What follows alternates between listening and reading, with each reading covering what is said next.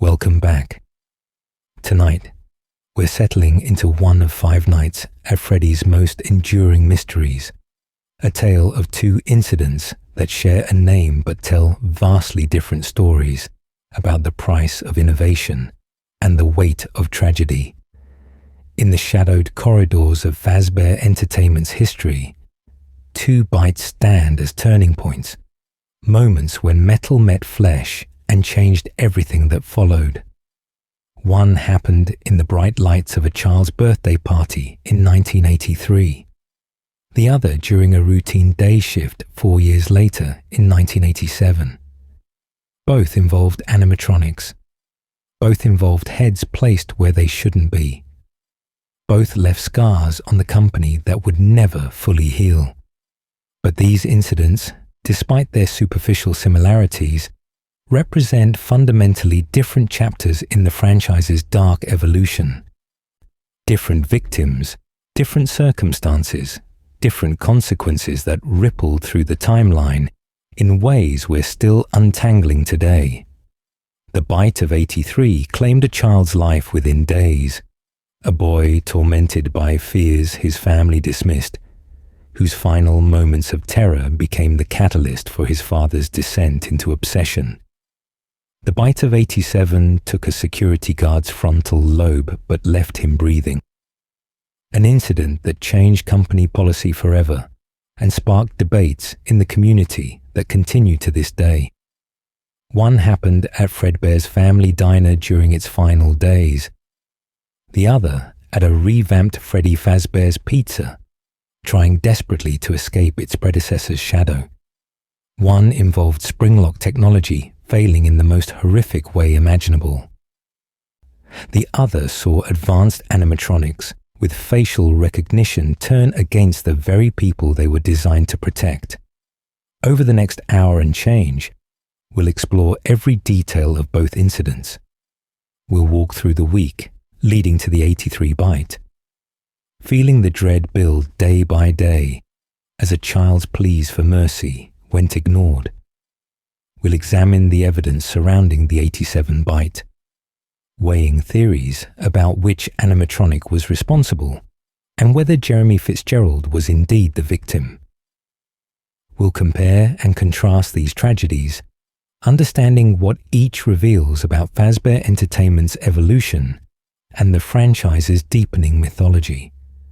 We'll dive into the debates that have consumed the community, the theories that shaped our understanding, and the lingering questions that keep us searching for answers in minigame pixels and phone call distortions.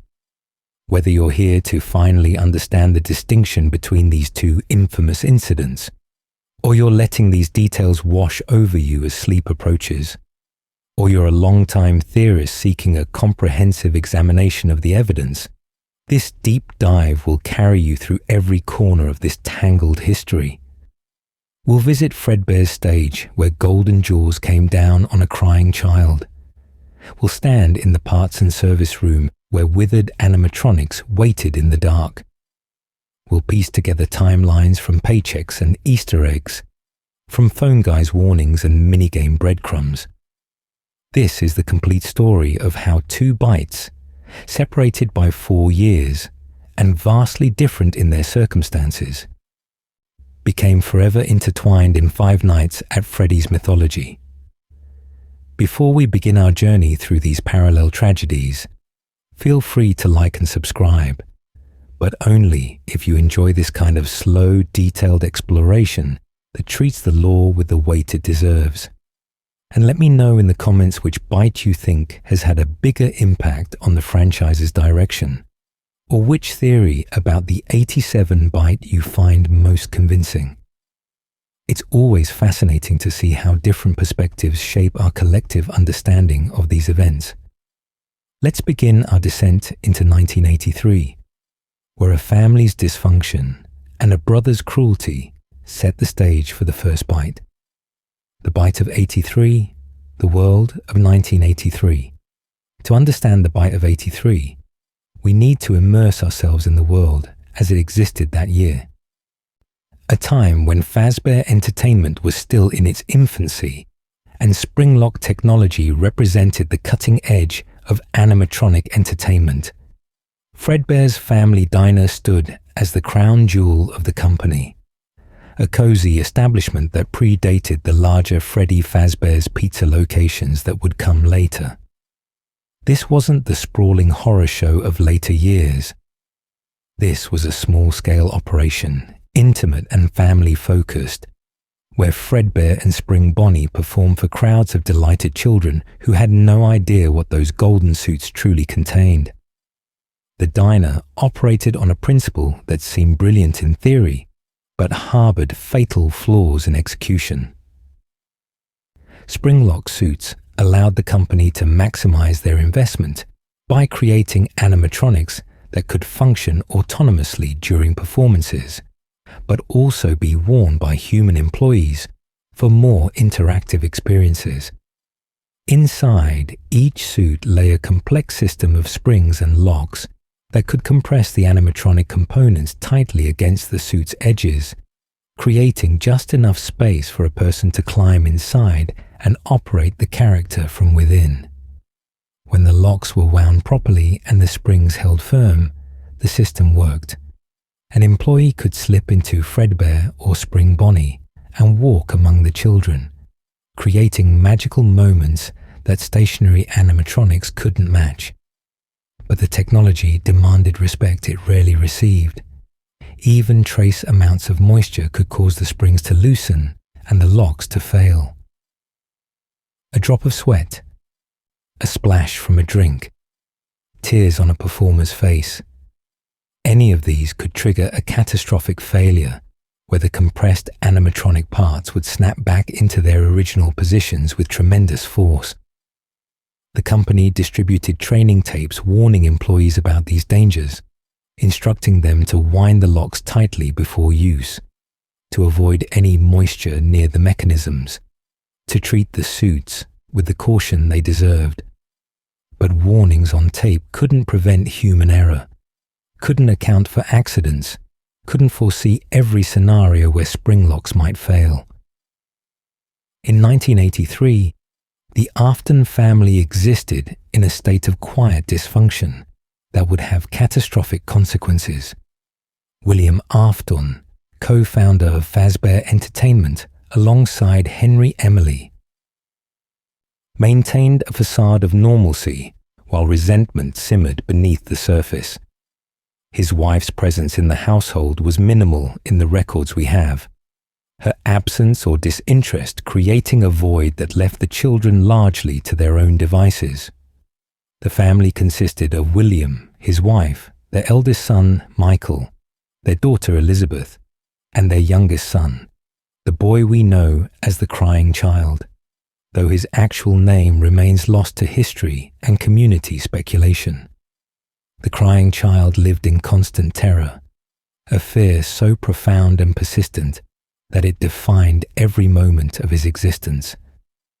Unlike typical childhood anxieties that fade with reassurance, his dread of the animatronics deepened daily, fed by circumstances both real and imagined. He saw things in those golden suits, movements in the dark, implications of humanity trapped inside machinery.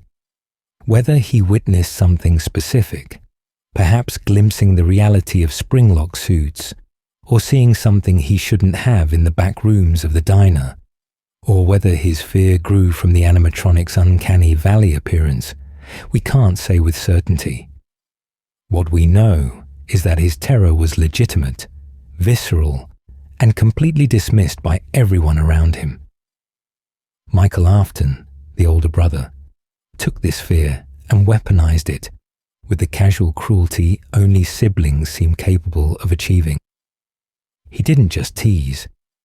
He orchestrated campaigns of psychological torment, enlisting his friends to participate in elaborate scares designed to maximize his brother's suffering. They wore masks of the animatronic characters, crude facsimiles of Freddy, Bonnie, Chica, and most prominently, Foxy. Michael himself favored the Foxy mask, using it to jump out from closets, to appear suddenly in hallways, to transform ordinary moments into attacks on his brother's fragile psyche. These weren't pranks. These were sustained assaults on a child already drowning in fear. The household itself became a prison for the crying child. Fredbear plushies appeared throughout the rooms, innocent toys to anyone else, but sources of both comfort and unease to this terrified boy. These plushies spoke to him, offered warnings and companionship in a voice that seemed to know his movements, his thoughts, his fears. The source of this voice remains debated among theorists, with some suggesting William used the plushies as monitoring devices, cameras and speakers hidden in soft fabric to keep tabs on his son. Others propose more supernatural explanations, or even that the voice represents something in the child's own mind. Whatever the truth, the crying child clung to these toys, even as they filled him with uncertainty, seeking comfort from the only source that seemed to acknowledge his terror, even if that acknowledgement came wrapped in ominous warnings. William's role in all this paints a disturbing picture. Whether through the plushie cameras or through simple observation, he knew his son's fears. He knew Michael's bullying escalated daily. He knew the household dynamics were breaking this child piece by piece. Yet he did nothing to intervene, nothing to protect his youngest from his eldest, nothing to address the clear psychological crisis unfolding in his own home. Was he too consumed with his partnership with Henry, too focused on building the company to notice his family crumbling? Did he view his son's weakness with contempt, seeing the fear as something to be conquered rather than comforted? Or did he simply not care, already lost in whatever darkness would eventually drive him to murder? The stage was set for disaster not through a single failing, but through a constellation of neglect, cruelty, and technological hubris. Springlock suits that should never have been near children without extensive safety protocols. A brother whose torment grew more elaborate and vicious with each passing day. A father who watched and did nothing. A mother who was absent in every way that mattered. And at the center of it all, a child whose pleas for help fell on deaf ears, whose tears were dismissed as weakness, whose terror was treated as entertainment by the very people who should have protected him. The week leading to his birthday would prove that every one of these failures, every ignored warning, every cruel prank, was building toward a moment of horror that would change the Afton family forever. The Bite of 83, the week of torment. The minigames in Five Nights at Freddy's 4 take us through the final week of the crying child's life. A countdown to tragedy told in blocky pixels and chiptune melodies that somehow convey more dread than any high-definition horror could manage. Each day reveals another layer of the boy's suffering, another escalation in Michael's campaign of terror, another moment where intervention could have changed everything but didn't. We watch this week unfold with the awful knowledge of what's coming, seeing the warning signs everyone in the child's life chose to ignore. Night 1's minigame shows us the crying child locked in his room, crying to be let out. The door won't budge. His pleas echo in the empty space, ignored by everyone in the household. Eventually, Michael opens the door, but not out of mercy. This is the first act of the week's torment, establishing the dynamic that will repeat and intensify over the following days. The child is trapped, helpless, dependent on the mercy of people who have none to give. When he finally emerges, the house feels less like a home and more like a maze of potential ambush points where his brother might be lurking with that foxy mask. The second day brings escalation. Michael hides behind the television, waiting for his brother to approach, then leaps out wearing the foxy mask with the timing of someone who has practiced this routine to perfection. The crying child's reaction is immediate and visceral, collapsing in tears while his brother laughs. This isn't about startling someone for a quick scare. This is about psychological dominance, about reducing his brother to a sobbing mess and feeling powerful in the aftermath. The other family members are present in the house, close enough to hear the commotion, yet no one intervenes. The message is clear. This child is on his own. Day 3 forces the crying child to confront one of his deepest fears. A local restaurant, possibly the original Freddy Fazbear's Pizza or a sister location, features the animatronic characters that haunt his nightmares. The establishment probably draws crowds of happy children, families celebrating birthdays and enjoying the entertainment. But for this boy, walking through those doors means stepping into his personal hell. The animatronics stand on their stages, moving with mechanical precision, their eyes tracking movement, their jaws opening and closing in songs that to everyone else sound cheerful, but to him sound like threats. We don't know what he sees or experiences inside, but we know he emerges even more traumatized, his fear deepening to levels that should have alarmed any responsible adult. The 4th day represents perhaps the cruelest act yet. Michael and his friends corner the crying child and drag him to the parts and service room at Fredbear's family diner, a space employees use for maintenance and storage, a space children are never supposed to access. Inside this room, animatronic heads and spare parts create shadows in the dim light. This is where the boy's nightmares live in tangible form, endoskeletons and shells arranged like corpses in a morgue. They lock him inside with these things, leaving him in the dark with only his terror for company. How long do they leave him there? Minutes? Hours? Long enough for the psychological damage to deepen into something that might never heal. Throughout this week, the Fredbear plush continues its commentary, offering observations and warnings in that distinctive voice that knows too much. It tells the child he's broken, that he's alone, that tomorrow is another day. These aren't comforting messages. They're observations of fact delivered by something that watches but cannot or will not intervene. The plush becomes a witness to the tragedy unfolding, a Greek chorus narrating the descent toward inevitable doom.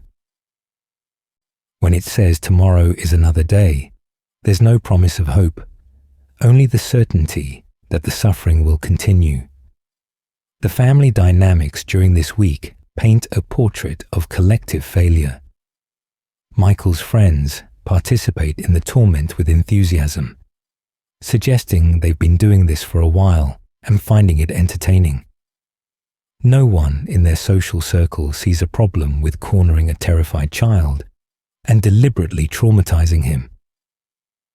The parents remain shadows in the narrative, present in the house, but absent in any meaningful way.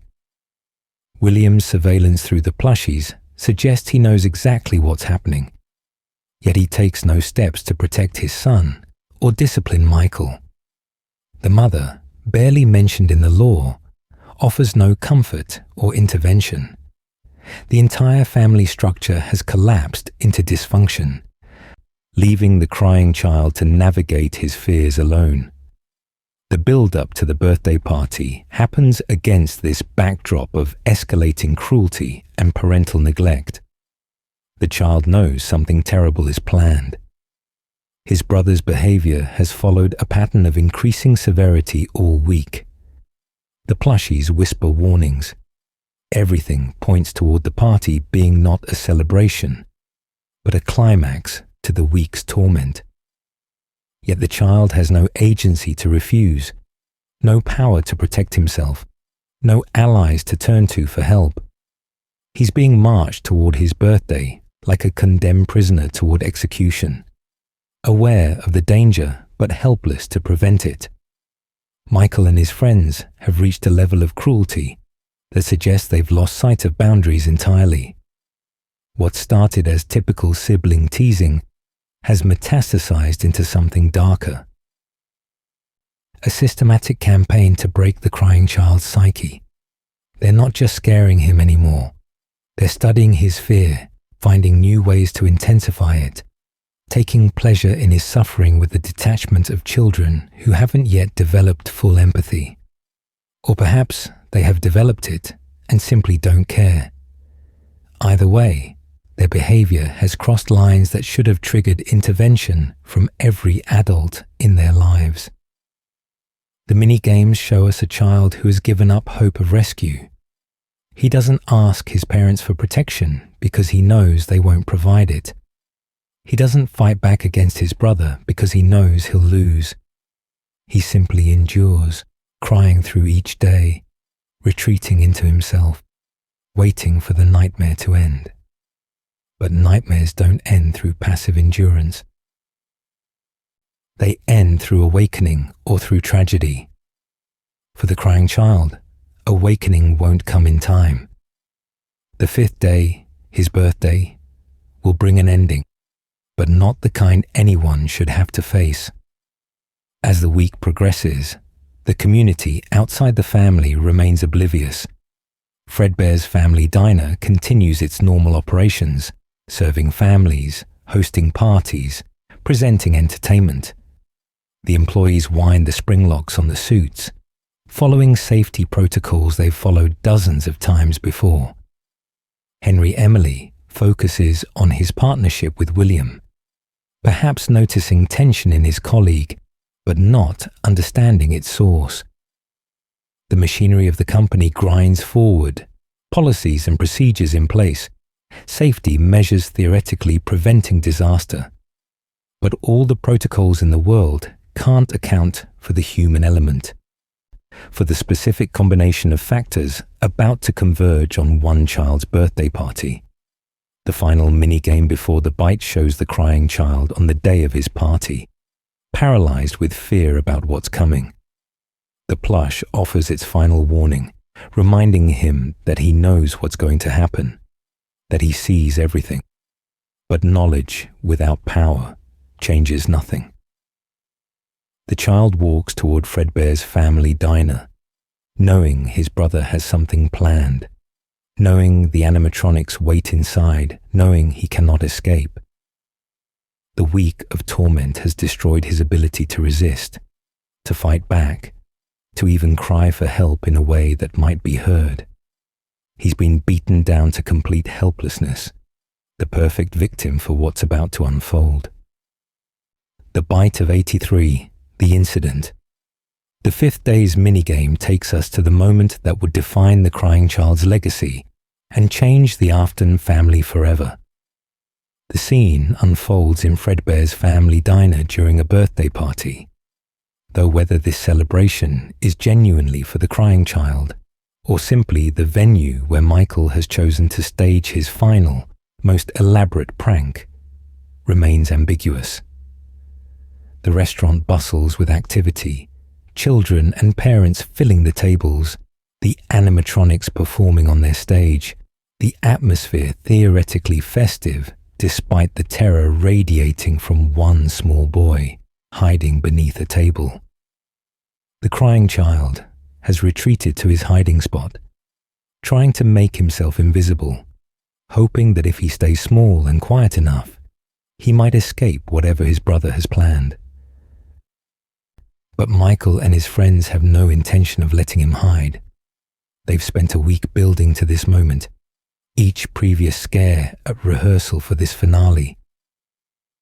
The 4 bullies, wearing their masks of Freddy, Bonnie, Chica, and Foxy, approach the table with the coordinated movement of people executing a planned operation. They're not improvising. They've discussed this, probably laughing about it, anticipating the crying child's reaction. Michael, behind the Foxy mask, takes the lead. They grab the crying child, ignoring his protests, his crying, his desperate pleas to be left alone. The other partygoers might notice the commotion or might dismiss it as typical birthday roughhousing. The employees managing the party might be too busy with other tables, other responsibilities, to register what's happening. Or perhaps they do notice and assume the older kids are just being playful with a younger sibling, not understanding the terror in the small boy's eyes. The bullies carry the crying child toward the stage where Fredbear performs, the golden animatronic that has haunted this child's nightmares all week, all month, possibly all his young life. The bear stands in its programmed routine, mouth opening and closing in time with its song, completely unaware that it's about to become an instrument of tragedy. The springlocks are wound according to protocol. The mechanisms function as designed. Everything about Fredbear's operational status is normal, which makes what happens next all the more horrifying. A perfectly functioning machine becoming a weapon through human cruelty. Michael and his friends hoist the crying child up toward Fredbear's mouth. The boy is crying so hard now that tears stream down his face, splashing onto the animatronic, onto the golden fabric of the suit, onto the mechanisms underneath. The bullies are chanting something about giving Fredbear a big kiss, reducing their victim's terror to a joke, to entertainment. They position the child's head between Fredbear's jaws, still open from the performance, the upper and lower rows of teeth visible in the dim stage lighting. This is the moment. This is where weeks of cruelty, years of family dysfunction, and the inherent dangers of springlock technology converge into catastrophe. The crying child's tears, moisture streaming from his terrified face, come into contact with the springlock mechanisms inside Fredbear's mouth. The locks, sensitive to even minimal moisture as the training tapes warned, begin to loosen. The springs, held under tremendous tension to keep the animatronic components compressed, start to give way. There's probably a moment, a fraction of a second, where the mechanisms hesitate before failing completely. Then the springs release with explosive force, and Fredbear's jaws clamp shut with the power of industrial machinery, crushing down on the child's head with devastating consequences. The sound must have been awful, bone-crunching, metal colliding, the crying child's screams cutting off mid-breath as his skull is crushed between Fredbear's jaws. The bullies drop him immediately, their prank transforming into nightmare as they realize what they've done. Michael tears off his foxy mask, his expression shifting from cruel amusement to horror in an instant. The other children at the party are screaming. Adults rush to the stage, trying to comprehend the scene before them. A child's head trapped in an animatronic's mouth, blood spreading across golden fabric, the boy's body limp or convulsing depending on the exact nature of the injury. Someone must have called emergency services. Paramedics would have arrived, faced with the grim task of extracting the child from the animatronic without causing further damage, though at this point, further damage hardly matters. The crying child's skull has been crushed. His frontal lobe has been severely damaged or destroyed. The trauma to his brain is catastrophic, the kind of injury that modern medicine can sometimes keep a body alive through but cannot repair. The paramedics stabilize him as best they can, transport him to the hospital, hook him up to machines that will monitor his vitals as his life slowly ebbs away. The hospital scenes that follow, shown in subsequent minigames, are heartbreaking in their simplicity. The crying child lies in a bed, surrounded by medical equipment, flatlining monitors, and the few people who bother to visit. Michael appears leaning close to apologize, though apologies mean nothing now. His voice, previously used to torment, now carries only regret and desperation. He says he's sorry, over and over, as if repetition might undo the damage. might bring his brother back from the edge of death. But the crying child is beyond hearing, beyond caring, suspended in that space between life and death, where consciousness has already begun to fragment. The Fredbear plush appears in these scenes as well, its voice now offering a different kind of message. Where before it warned and observed, now it speaks of putting the child back together, promises that some interpret as echoing William Afton's voice. These promises feel ominous rather than comforting, suggesting possibilities that even death might not bring peace, that the child's suffering might continue in forms we don't yet fully understand. Whether this refers to remnant experiments, to possession, to William's attempts to somehow preserve his son, the specifics remain deliberately obscured by the game's presentation, leaving room for multiple interpretations. Other voices appear in the hospital scenes as well. Elizabeth, the sister, assures the crying child that they're still friends. Someone asks if he still believes that. A cruel question for a dying child. The mother's voice offers hollow comfort, saying she's still here, though her presence throughout the child's life has been minimal at best. These voices feel less like a family rallying around a dying child and more like ghosts of relationships that never fully existed. Final words from people who failed him when it mattered most.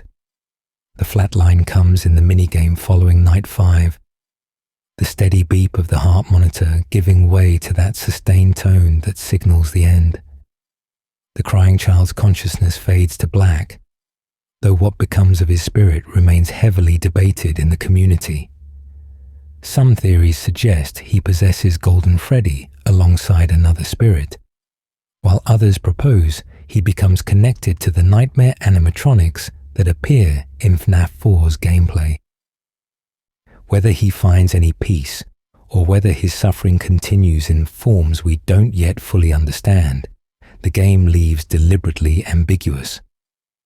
The incident's immediate aftermath saw Fredbear's family diner close its doors, the reputation damage too severe to overcome. A child dying during a birthday party, crushed by the restaurant's flagship animatronic, creates the kind of nightmare scenario no amount of corporate spin can salvage. The springlock suits were likely decommissioned in the wake of this incident, though records suggest additional failures at other locations contributed to that decision as well. The Bite of 83 became a tragedy the company wanted buried, forgotten, scrubbed from the official timeline, even as it haunted everyone involved. For Michael, the guilt of killing his brother would shape the rest of his life. Every choice he makes in the subsequent timeline, from taking security jobs at Fazbear locations to descending into his father's underground facility, carries the weight of this moment. He cannot undo what he did. He cannot bring his brother back. All he can do is chase his father through the timeline, trying to clean up the messes, trying to find some form of redemption that will always remain out of reach. The crying child's death created a wound in Michael that never heals, a guilt that defines him more than any other characteristic we can discern from the games. William Afton's reaction to losing his son remains largely hidden from view, but we can piece together possible implications from the timeline. The connection between the crying child's death and William's subsequent actions. Whether this tragedy drove him to madness and murder, or whether those tendencies existed beforehand and the bite simply provided new focus, remains one of the franchise's most analyzed relationships. The timing suggests the loss may have been a catalyst, though the exact mechanism of William's transformation into a serial killer continues to be debated by theorists. The Bite of 83 stands as the franchise's original tragedy, the event that sets everything else in motion. It's personal in a way the later murders aren't. A family destroying itself from within through cruelty, neglect, and technological hubris. Every victim who falls to William's hands, every spirit trapped in an animatronic shell, every horror that unfolds in the subsequent years, can trace its lineage back to this moment when a golden bear's mouth came down on a crying child's skull and changed the Afton family forever. The Bite of 83, Aftermath and Mysteries. The closure of Fredbear's family. Dinah, in the wake of the bite, sent ripples through the early days of Fazbear Entertainment that would shape the company's policies and paranoia for decades. This wasn't just a business setback. This was an existential crisis for a company built on family-friendly entertainment, suddenly associated with child death and malfunctioning machinery. The diner's doors closed permanently, the location left to decay, as the company shifted focus to Freddy Fazbear's pizza locations, rebranding away from Fredbear while trying to maintain the illusion that this was just natural evolution rather than desperate damage control. The springlock suits received immediate scrutiny following the incident. While the Bite of 83 involved Fredbear in animatronic mode, rather than being worn by an employee, the failure of the springlocks demonstrated the technology's fundamental instability. Phone Guy's training tapes from FNAF 3 mention multiple simultaneous springlock failures at a sister location, suggesting the crying child's death was part of a broader pattern of these suits proving too dangerous for continued use. Fazbear Entertainment deemed them temporarily unfit for employee use, a temporary status that became permanent as the suits were retired to safe rooms and ultimately sealed away entirely. The safe rooms themselves became a significant part of the lore, hidden chambers erased from digital maps and animatronic programming, invisible to security systems and off-limits to everyone except those who knew they existed. These rooms served as storage for the retired springlock suits, keeping them out of sight but not destroyed, maintaining them as company property, while ensuring they couldn't cause further incidents. The decision to hide these rooms, rather than properly dispose of the dangerous equipment, would have consequences later, providing William Afton with the perfect location for his murders and eventually for his own death. For the Afton family specifically, the Bite of 83 created fractures that would never heal. Michael's guilt consumed him, transforming him from cruel bully into something else entirely.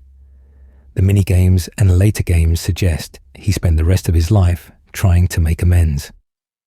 Working night shifts at Fazbear locations, searching for his sister Elizabeth in the underground facility, ultimately burning in the pizzeria simulator fire alongside the other haunted animatronics. His arc is one of perpetual penance, seeking death but denied it until he's accomplished his mission of cleaning up his father's legacy. William Afton's transformation after losing his son remains one of the franchise's most debated aspects. Did the crying child's death drive him to murder? Or did it simply accelerate tendencies that already existed? The timeline suggests William's first murder, the child who becomes the puppet, might have occurred before the Bite of 83, motivated by jealousy of Henry Emily's stable family, rather than grief over his own son's death. But the escalation to serial killing, to experimenting with Remnant, to trying to cheat death itself, all of that seems to intensify after 83, suggesting the loss of his son created an obsession that would consume him entirely. The crying child's identity and ultimate fate spawned countless theories in the community, more questions than answers despite years of analysis. His name remains unknown, with fans dubbing him various things from Evan to Chris to simply the Bite victim. Does his spirit possess Golden Freddy alongside Cassidy, the two souls theory? Does he become the nightmares that torment Michael in FNAF 4's gameplay? Is he truly dead? Or did William find some way to preserve him, to put him back together as the Fredbear plush promised? The evidence points in multiple directions, leaving room for interpretation that keeps theorists arguing years after the game's release. The timing of the bite of 83 initially sparked massive debate in the community, a controversy that deserves acknowledgement even as we accept the currently understood timeline. When FNAF 4 released, many theorists believed it depicted the bite of 87, the famous incident mentioned in the first game. The game's teasers included numerous references to the number 87, and the community expected Scott Cawthon to finally show us the event that started it all. But then, the minigames revealed the Fredbear and Friends TV show dated 1983, suggesting the bite we witnessed happened 4 years earlier than expected.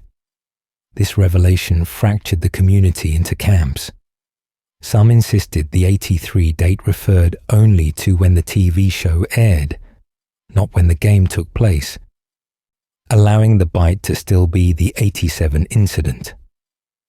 Others pointed to Phone Guy's descriptions in FNAF 1, which state the bite of 87 victims survived without their frontal lobe, a detail that doesn't match the crying child dying in the hospital.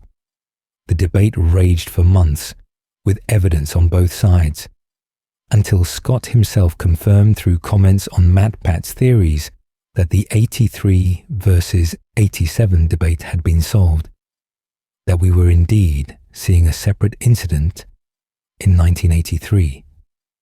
This confirmation raised new questions, even as it answered old ones.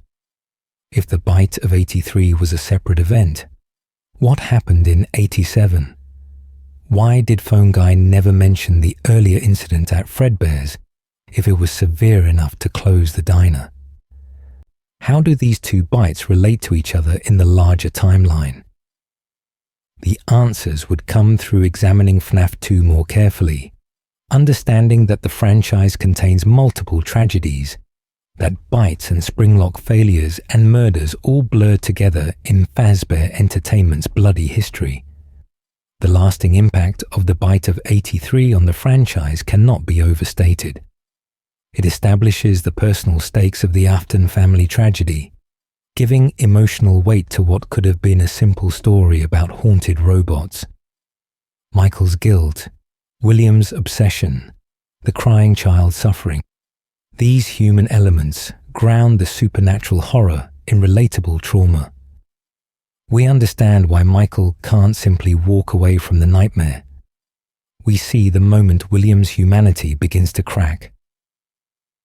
We witness a child failed by every system meant to protect him, a failure that resonates because it feels horrifically plausible. The bite also establishes key elements of the franchise's mechanical horror. Springlock suits, those ingenious but deadly contraptions, become forever associated with the image of Fredbear's mouth closing on a child's skull. The technology's retirement creates a sense that Fazbear Entertainment learned from this tragedy, implemented safety measures, tried to prevent future incidents. Of course, we know those measures failed, that the company would prove incapable of protecting anyone, that every attempt at safety would be undermined by cost-cutting, negligence, or supernatural forces beyond human control. But in 83, there's still a sense that maybe, just maybe, the company might change course.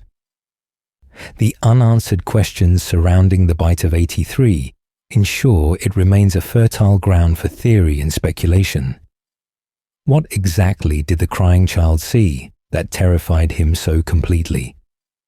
Was it just the animatronic's appearance? Or did he witness something specific?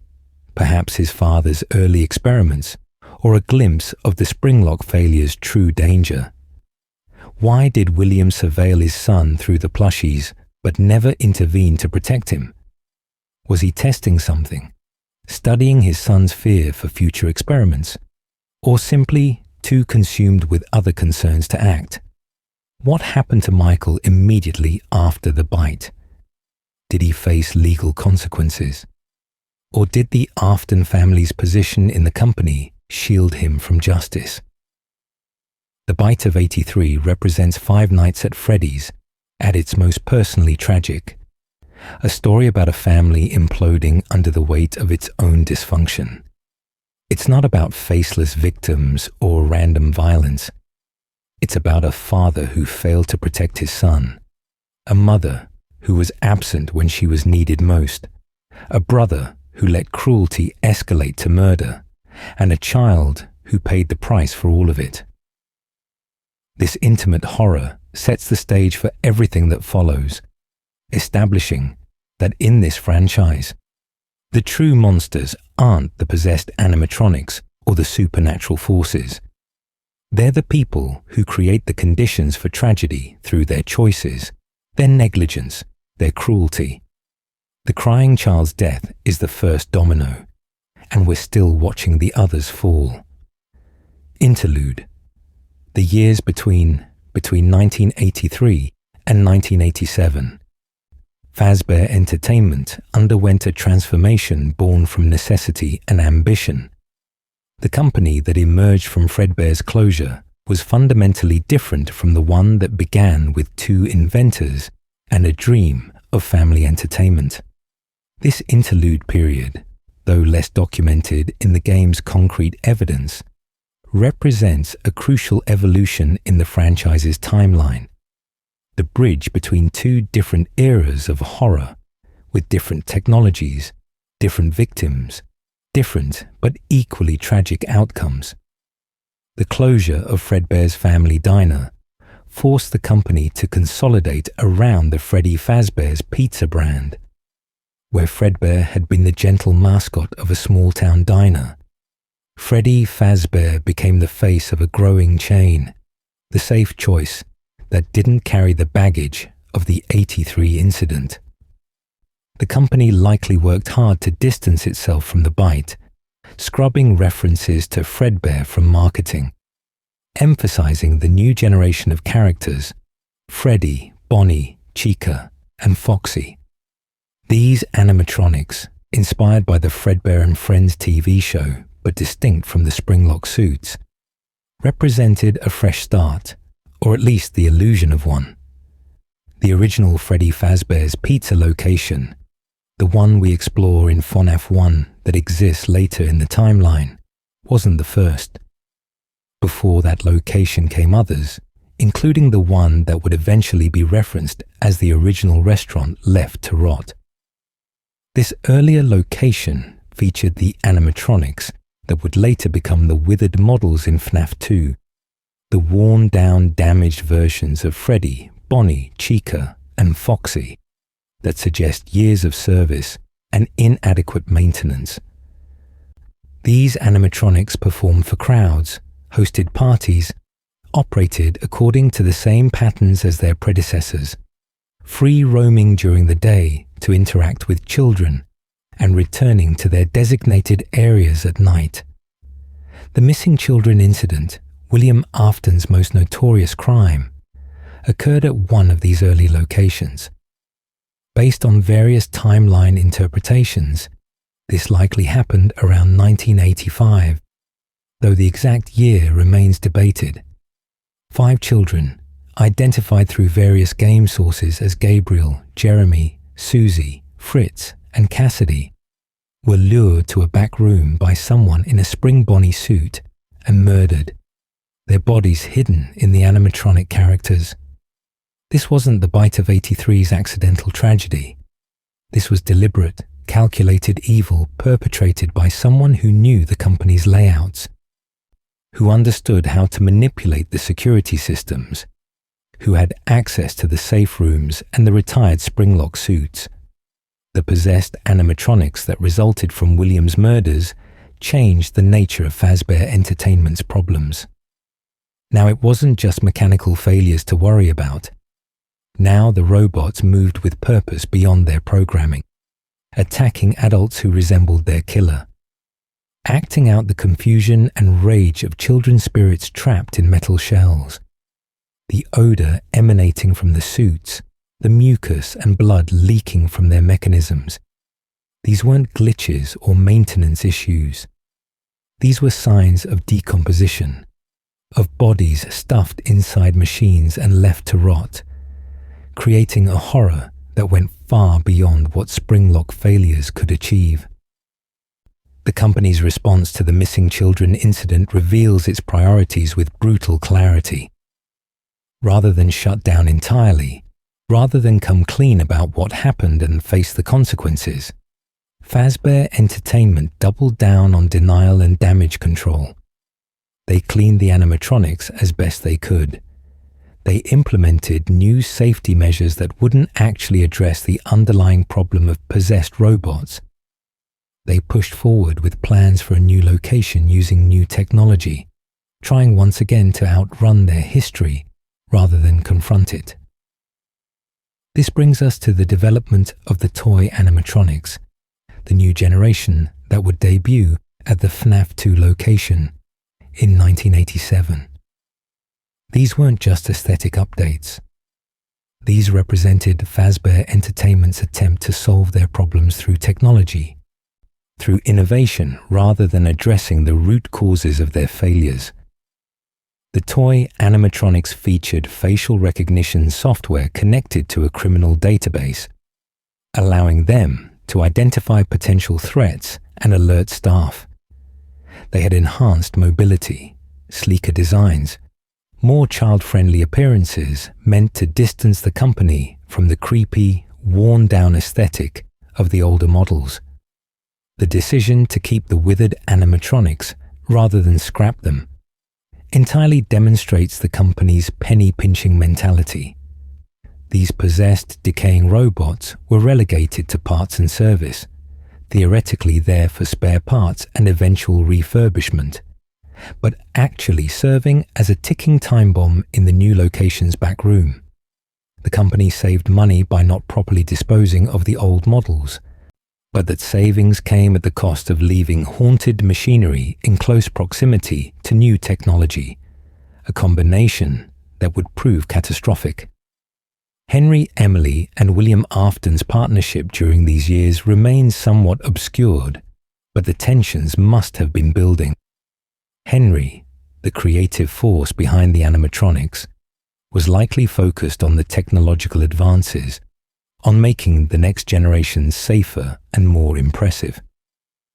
William, now revealed as a murderer, though perhaps not yet caught, was pursuing his own agenda, experimenting with remnant, studying possession, trying to unlock the secrets of life and death through the spirits he trapped. Their collaboration, once based on shared vision, had become something darker, a dance between creator and destroyer that would eventually end in flames.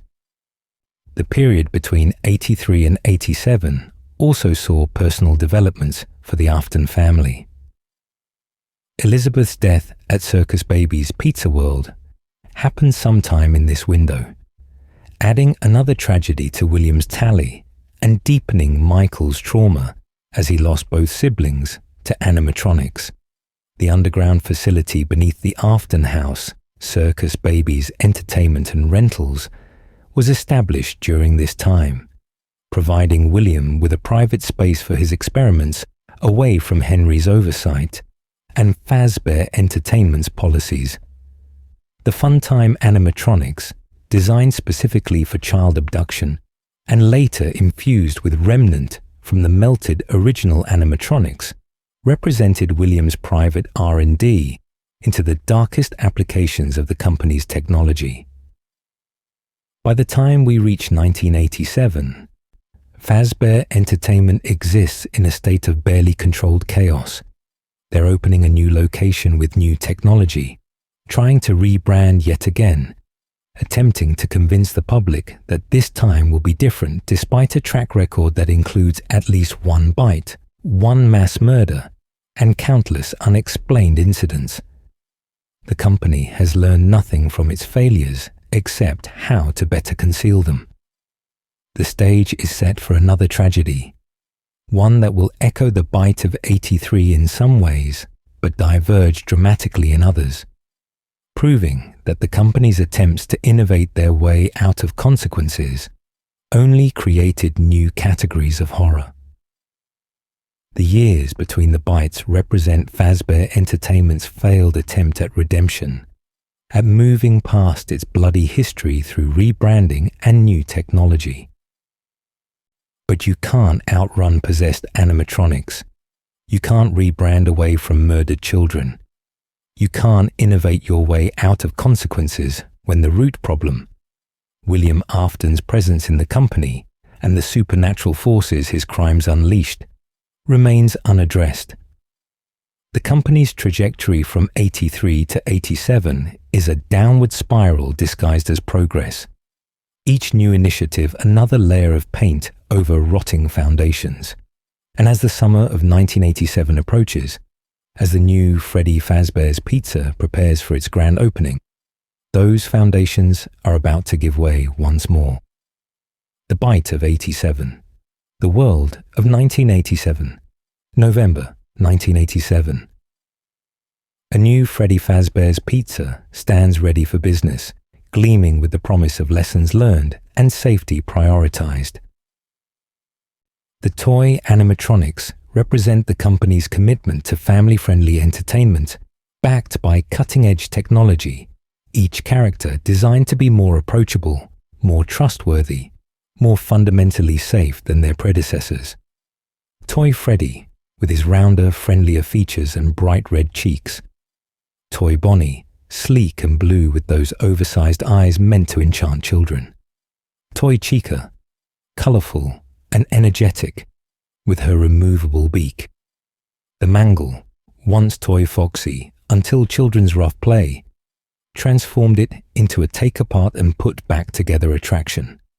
And Balloon Boy, the diminutive figure hawking balloons and happiness with his childlike voice. The location itself is larger than the original diner, built to handle more guests and more parties, maximizing profit potential while supposedly minimizing risk.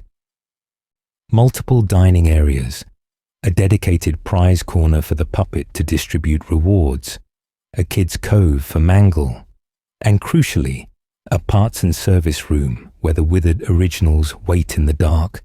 The building's layout reflects Fazbear Entertainment's attempt to compartmentalize its past, keeping the old animatronics out of sight while the new ones take center stage.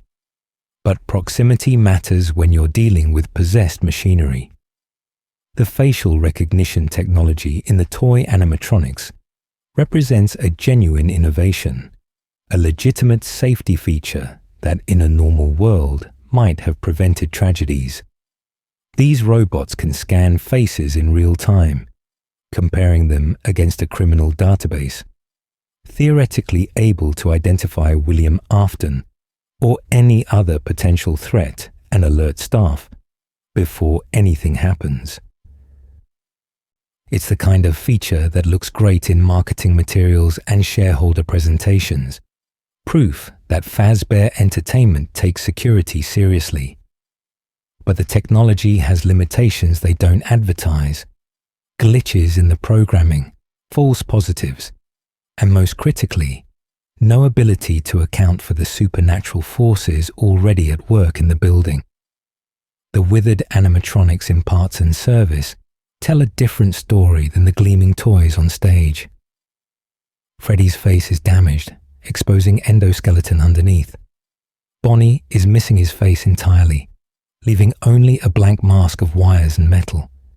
Chica's hands are stripped down to bare endoskeleton, her jaw hanging loose. Foxy is in disrepair, his suit torn and weathered beyond simple wear and tear. These aren't just old animatronics waiting for refurbishment. These are the possessed shells from the missing children incident, the vessels containing Gabriel, Jeremy, Susie, Fritz, and Cassidy's spirits, left to rot in a back room while the company moves forward with new models. The decision to keep these animatronics active, even in limited capacity, defies basic common sense.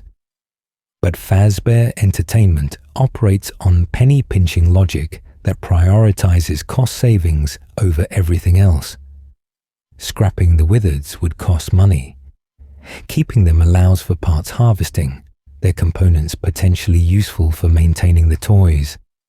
That this decision places haunted animatronics in close proximity to the new attraction, creating a powder keg of supernatural hostility just waiting for a spark, apparently didn't factor into the calculation.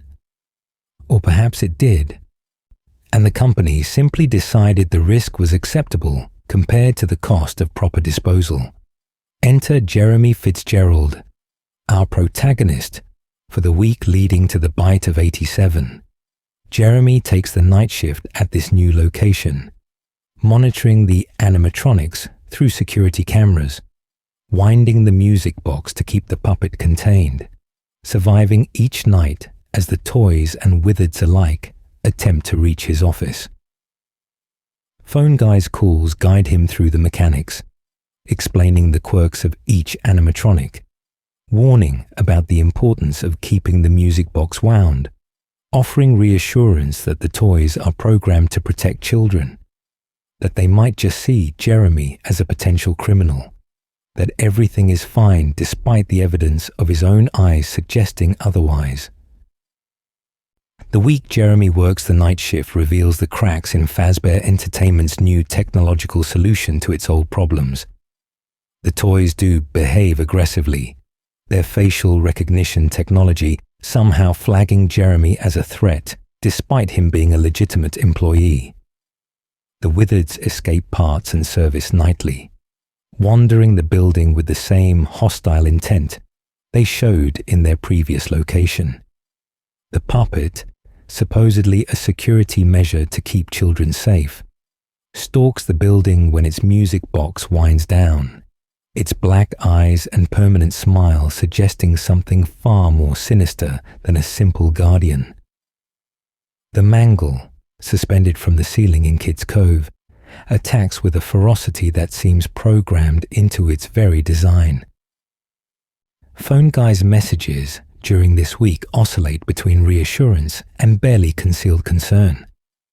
He mentions that someone used a yellow suit, one of the old springlock suits, from the back, leading to investigations and lockdowns. He notes that the animatronics have been acting strange, almost aggressive towards staff, but insists they interact fine with children. He warns Jeremy to stay close to the animatronics during the upcoming birthday party, to make sure they don't hurt anyone. A warning that in retrospect reads as darkly prophetic. Throughout these calls, there's a sense that Phone Guy knows more than he's saying, that he understands the situation is deteriorating but is bound by corporate loyalty to maintain the facade.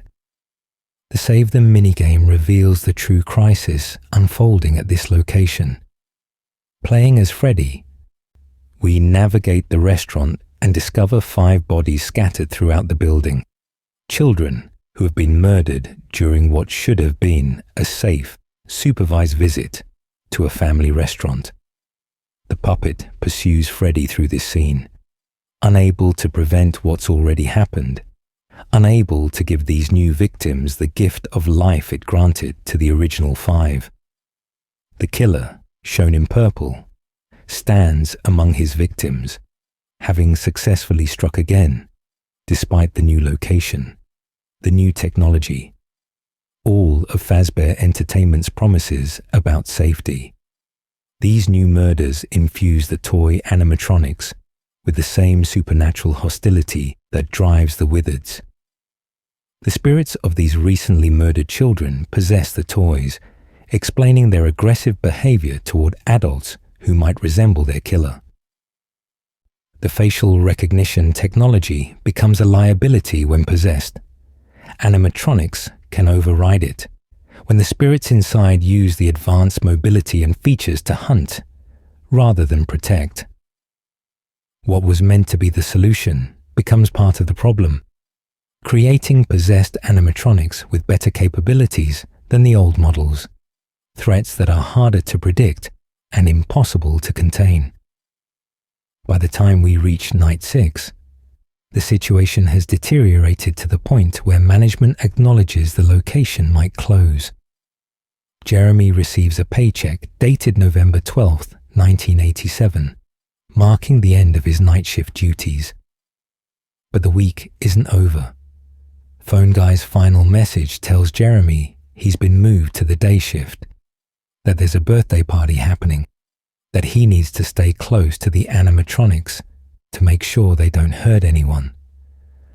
This transition from night guard to day shift employee is unusual, possibly a response to staffing shortages or investigations into the recent murders, but the timing places Jeremy directly in the path of the coming disaster.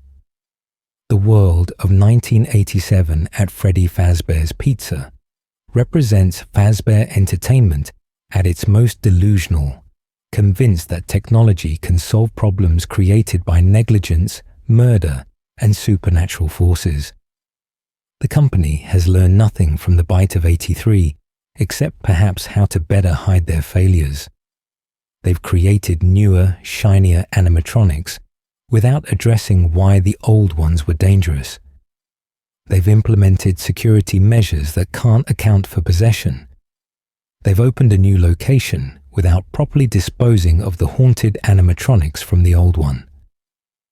Every decision prioritizes profit over safety, appearances over substance, moving forward over confronting past crimes.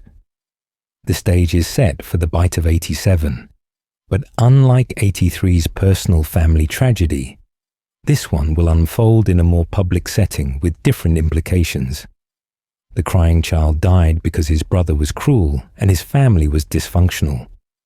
The 87 victim, presumably Jeremy, will suffer because Fazbear Entertainment fundamentally cannot learn from its mistakes, cannot prioritize human safety over profit, cannot confront the supernatural consequences of William Afton's crimes. 2 bites, 4 years apart, connected by the same corporate negligence, but expressing it through different mechanisms, different victims, different but equally preventable tragedies. The bite of 87, rising tension. The week leading to the bite of 87 differs dramatically from the personal torment preceding the 83 incident. This isn't about a child being systematically broken by his family. This is about a company ignoring every warning sign, every red flag, every indication that their new location is about to explode into violence. Phone Guy's messages throughout FNAF 2 trace this escalation, his tone shifting from cheerful orientation to barely controlled concern as the nights progress and the situation deteriorates. Night 1 begins with Phone Guy's welcome, emphasizing the new location's improvements and the company's commitment to family fun and safety. He explains the toy's facial recognition technology, their advanced mobility, their programming to protect children. He mentions that the old animatronics are in parts and service, being used for parts, implying they're no longer a concern. The tone is optimistic, professional, suggesting Jeremy has joined a well-run operation with modern solutions to old problems. But even in this first call, there are hints of trouble. The mention that people still have negative impressions of the company, the casual reference to the old location being left to rot, suggestions that not everything is as polished as the marketing materials claim. Night 2's call introduces the first crack in the facade. Phone Guy mentions that the animatronics have been acting strange, that they've been glitching out and wandering the building at night. He attributes this to possible criminal connections in their facial recognition database, suggesting the toys might be flagging Jeremy as a threat. This explanation might satisfy someone unfamiliar with Fazbear Entertainment's history, but to anyone paying attention, it's clearly inadequate. Animatronics don't glitch their way out of parts and service. They don't spontaneously develop aggressive behaviors towards staff. Something else is driving their actions, something the company either doesn't understand or is choosing to ignore. By night 3, Phone Guy's concern has deepened. He mentions that someone used one of the old suits, specifically a yellow suit stored in the back. This is a massive security breach. Someone accessing areas they shouldn't, using decommissioned equipment that's been retired for safety reasons. The fact that this happened leads to investigations, to questions about access and security, to the building being on lockdown. Phone Guy's tone suggests he's trying to maintain composure while acknowledging a serious problem, reassuring Jeremy that everything is being handled, while the subtext screams that the situation is spiraling out of control. Night 4 brings Phone Guy's explanation about the puppet and the music box, revealing another layer of the location's precarious balance. He explains that the puppet was initially a security measure, designed to keep children safe, but that it's become unpredictable, requiring constant winding of its music box to keep it contained. This admission that a security feature has become a threat it needs to be contained from is staggering in its implications. Fazbear Entertainment built an animatronic to protect children, and that animatronic has become something that needs to be managed carefully, lest it attack the very people it's supposed to protect. The company's solution isn't to fix or remove the puppet, it's to add another task to the night guard's duties, passing the burden of their failure onto minimum wage employees. Night 5's call reveals the investigation's progress and the discovery that led to the lockdown. Phone Guy mentions they're going to try to contact the original restaurant owner, referring to Fredbear's family diner, a location that's been closed for years. This desperate measure suggests they're looking for answers in the company's distant past, trying to understand how things went so wrong so quickly. The mention of Fredbear's also connects the two bites indirectly, suggesting that the company's current problems have roots in its earliest days, that the bite of 83 and the events leading to 87 are part of the same ongoing crisis rather than separate incidents. Night 6 brings a shift in tone, a recognition that the situation cannot continue as is. Phone Guy mentions the paycheck Jeremy receives this night, acknowledges the investigations, hints that major changes are coming. But he also mentions the birthday party scheduled for the next day, the event that will require day shift coverage.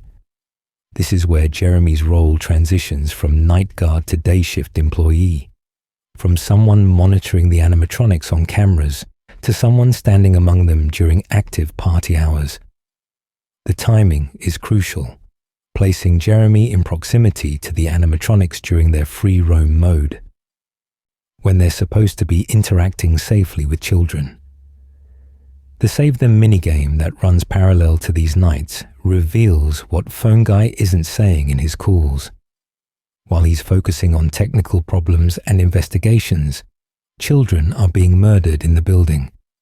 William Afton, either as a night guard or using his company access, has struck again, luring 5 more children to their deaths despite the new location, the new security measures, all of Fazbear Entertainment's promises. These murders possess the toy animatronics, explaining their aggressive behavior far better than any facial recognition glitch could. The spirits of recently murdered children, confused and angry, are driving the toys to attack adults who might be their killer. The puppet's pursuit in Save Them takes on tragic significance when we understand its nature. This is Charlotte Emily's spirit, the first child William murdered, trying desperately to save these new victims the way it saved the original 5. But the puppet arrives too late, the murders already committed, the bodies already scattered throughout the building. It can only pursue Freddy through the scene, unable to prevent what's happened, unable to grant these spirits the same possession it gave to others.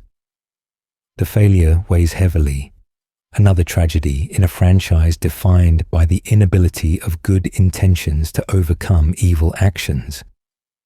The withered animatronics' escape from parts and service each night demonstrates the futility of Fazbear Entertainment's compartmentalization strategy.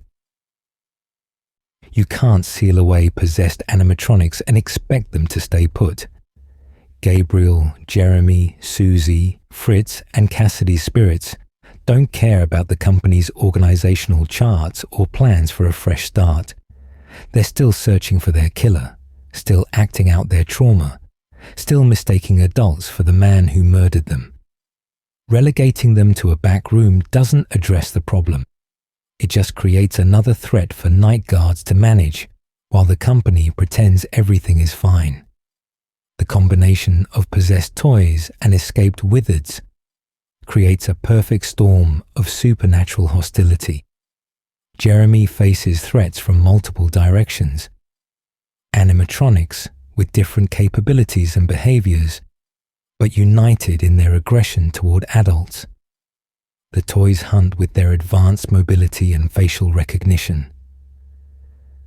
The withereds stalk with the single-minded purpose of spirits trapped in decaying shells. The puppet watches from its box, waiting for the music to wind down. Mangle drops from the ceiling. Balloon Boy disables the flashlight. Every defense Jeremy has is inadequate against the sheer number of threats converging on his position. Phone Guy's final warning about staying close to the animatronics during the birthday party reveals either stunning ignorance or corporate callousness. He tells Jeremy to make sure the animatronics don't hurt anyone, placing the responsibility for preventing disaster on a minimum wage employee, rather than on management or the company that created these dangerous machines. This delegation of responsibility is classic Fazbear Entertainment, refusing to acknowledge that the fundamental problem is the animatronics themselves, that no amount of supervision can prevent possessed robots from acting on their violent impulses. The rising tension throughout this week stems from everyone involved knowing something is wrong, but being unable or unwilling to address it properly. Phone Guy knows the animatronics are dangerous, but maintains the corporate line that everything is manageable. Management knows the location has problems, but prioritizes the birthday party revenue over shutting down until the situation is resolved. Jeremy presumably senses the danger, having survived a week of being hunted by possessed animatronics, but needs the paycheck enough to show up for the day shift. And the animatronics, possessed by murdered children's spirits, are building toward an eruption that supervision and facial recognition technology cannot prevent. The timing places Jeremy in the middle of this situation during Day 7, asked to stand close to the animatronics and ensure they don't hurt anyone. Based on the paycheck date shown at the end of Night 6, the incident would have occurred around November 13, 1987, which notably fell on a Friday that year, creating an almost darkly ironic timing for a tragedy at a family restaurant. The Bite of 87, the day of the incident, November 13, 1987, based on Jeremy's final paycheck date shown in the game, would have fallen on a Friday, creating an almost eerily appropriate timing given the date's associations with bad luck.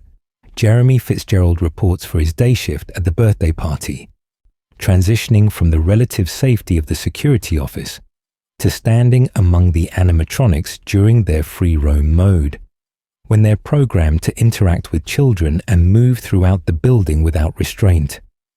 Phone Guy's final instruction echoes in his mind. Stay close to the animatronics. Make sure they don't hurt anyone. But how does one security guard prevent possessed robots from acting on impulses driven by murdered children's spirits? The birthday party itself follows the standard Fazbear Entertainment template. Children arrive with their parents, excited for pizza and entertainment and prizes. The dining areas fill with families, the sound of laughter and arcade games and animatronic music creating the atmosphere the company sells in its marketing. The toy animatronics perform their routines, moving among the tables, singing songs, distributing balloons and cake. To the uninformed observer, everything appears normal. Another successful party at another Freddy Fazbear's Pizza. But Jeremy knows what these animatronics are capable of, having spent a week dodging their attacks in the office, and standing among them during active party hours must feel like walking through a minefield. The specifics of what happens next remain frustratingly obscure. One of FNAF's most debated mysteries, despite the bite of 87 being mentioned in the very first game.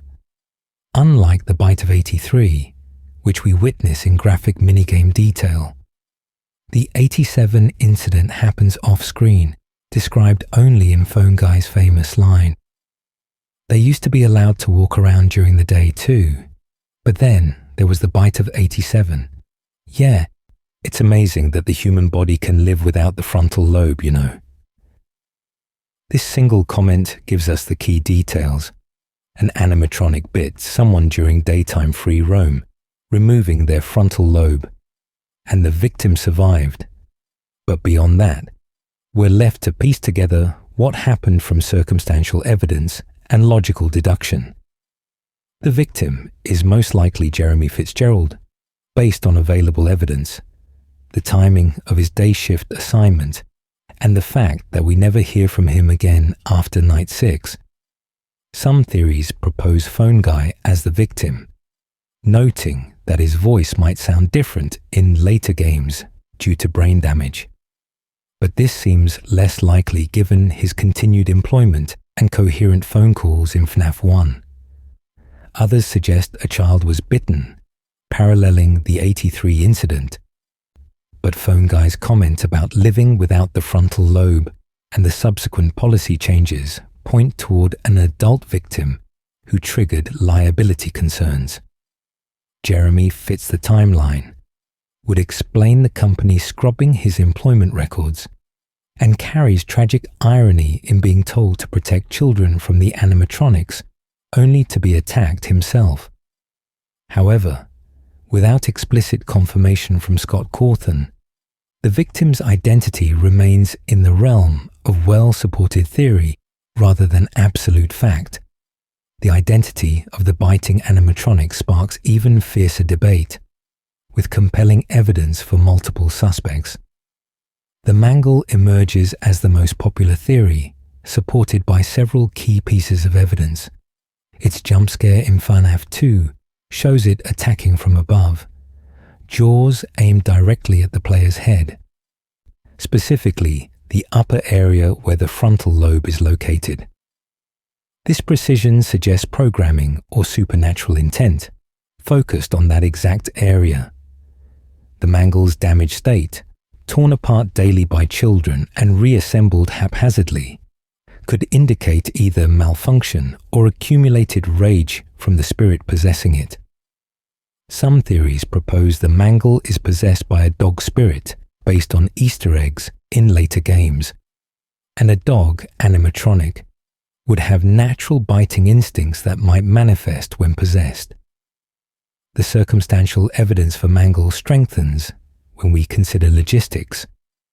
It was present in Kids Cove during the party, an active part of the celebration rather than stored away.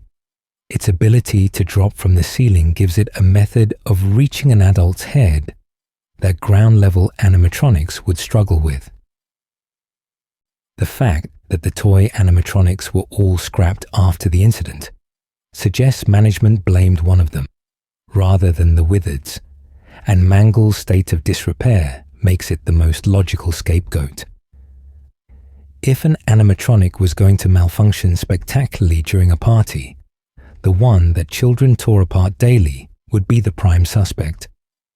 But Toy Chica presents an intriguing alternative theory, one that has gained traction in the community despite being less obvious. In Ultimate Custom Night, Toy Chica has a specific voice line that reads, "Where's my beak?" lodged in your forehead, of course. This could be interpreted as a darkly humorous reference to the bite, suggesting her beak was somehow involved in removing someone's frontal lobe. The shape of Toy Chica's beak, rigid and triangular, could theoretically cause significant damage if the animatronic bit down with full force. Her status as a party animatronic, likely present and active during the celebration, places her at the scene. And the fact that she routinely removes her beak and eyes during gameplay in FNAF 2 might hint at mechanical issues that could cause malfunction. The withered animatronics, particularly Withered Foxy or Withered Freddy, represent a third category of suspects. Withered Foxy's broken jaw and aggressive behavior in FNAF 2 demonstrate both capability and motive. His jump scare shows him lunging with jaws wide, and the disrepair of his suit suggests mechanical failures that might cause unintended bites. However, the major argument against the Withereds is logistics. They were supposedly in parts and service during the day, locked away from the party, making it difficult for them to reach Jeremy or any victim without drawing attention during their approach. If a Withered did cause the bite, it would require explaining how it escaped the back room, reached the party area, attacked, and either returned to parts and service, or was discovered and returned there before the incident was fully investigated. The mechanism of the bite itself, regardless of which animatronic delivered it, had to be severe enough to remove the frontal lobe, but not fatal. This suggests either a glancing blow rather than a full bite, or a bite positioned specifically at the top of the head, where skull thickness varies, and damage patterns could remove brain tissue without crushing the entire skull. The frontal lobe, located behind the forehead, controls personality, decision-making, and behavior. Its removal wouldn't immediately kill, but would cause profound changes to the victim's cognitive function, potentially explaining why Jeremy disappears from the record, unable to continue normal employment or life. The immediate aftermath of the bite must have been chaotic in ways the 83 incident wasn't, where the crying child's bite happened during a party with primarily children as witnesses. The 87 incident likely had numerous adult witnesses, parents who saw the attack unfold, who could describe to investigators and lawyers exactly what happened. The company's liability is crystal clear. An employee was attacked by their animatronics while performing his assigned duties in front of customers during a supposedly safe party environment. There's no way to spin this as anything other than a catastrophic failure of their safety measures. Management's response comes swiftly, decisively, and with complete disregard for addressing root causes. The toy animatronics are scheduled for scrapping, all of them, despite likely only one being responsible for the attack. The decision reflects both legal advice to remove the evidence and a recognition that the toys have fundamentally failed their purpose. They were designed to be safer, more advanced, better controlled than the old models. The facial recognition was supposed to prevent attacks. The improved programming was supposed to ensure family-friendly behavior.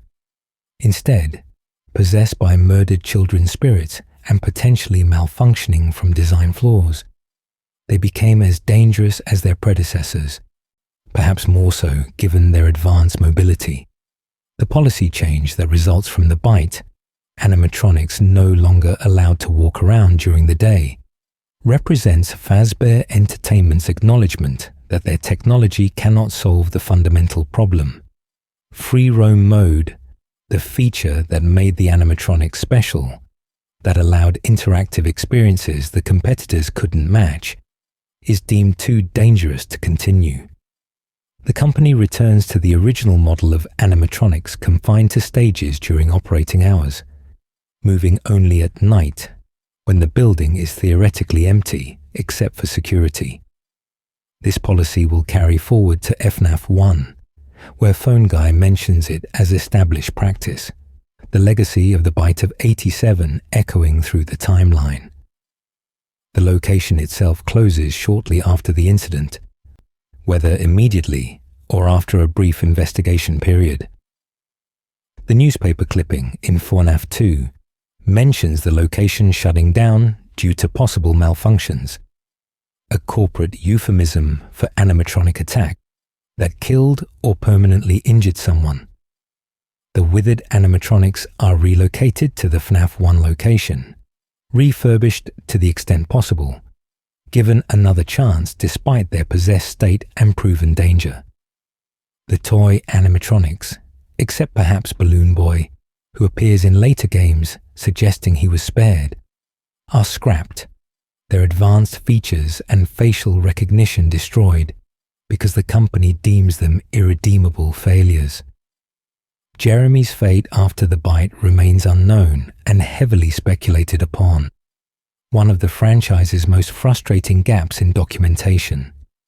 Does he survive with severe disability, living out his days in assisted care, his frontal lobe damage preventing him from managing his own affairs? Does he die shortly after, despite Phone Guy's comment about surviving without the frontal lobe, a delayed fatality the company manages to keep separate from the initial incident report? Does he somehow recover enough function to live independently, though radically changed from the person who took the night shift a week earlier? The survival logbook contains writings that some interpret as being from a character named Jeremy, suggesting he might have survived at least long enough to document his experiences, though the context and whether it's the same Jeremy remains debated in the community. The Bite of 87, though less visually depicted than its predecessor, carries equal weight in shaping Fazbear Entertainment's trajectory. It proves that new technology cannot overcome supernatural possession, that facial recognition and advanced programming are irrelevant when spirits drive the machines, that the company's problems run deeper than mechanical failures or outdated designs.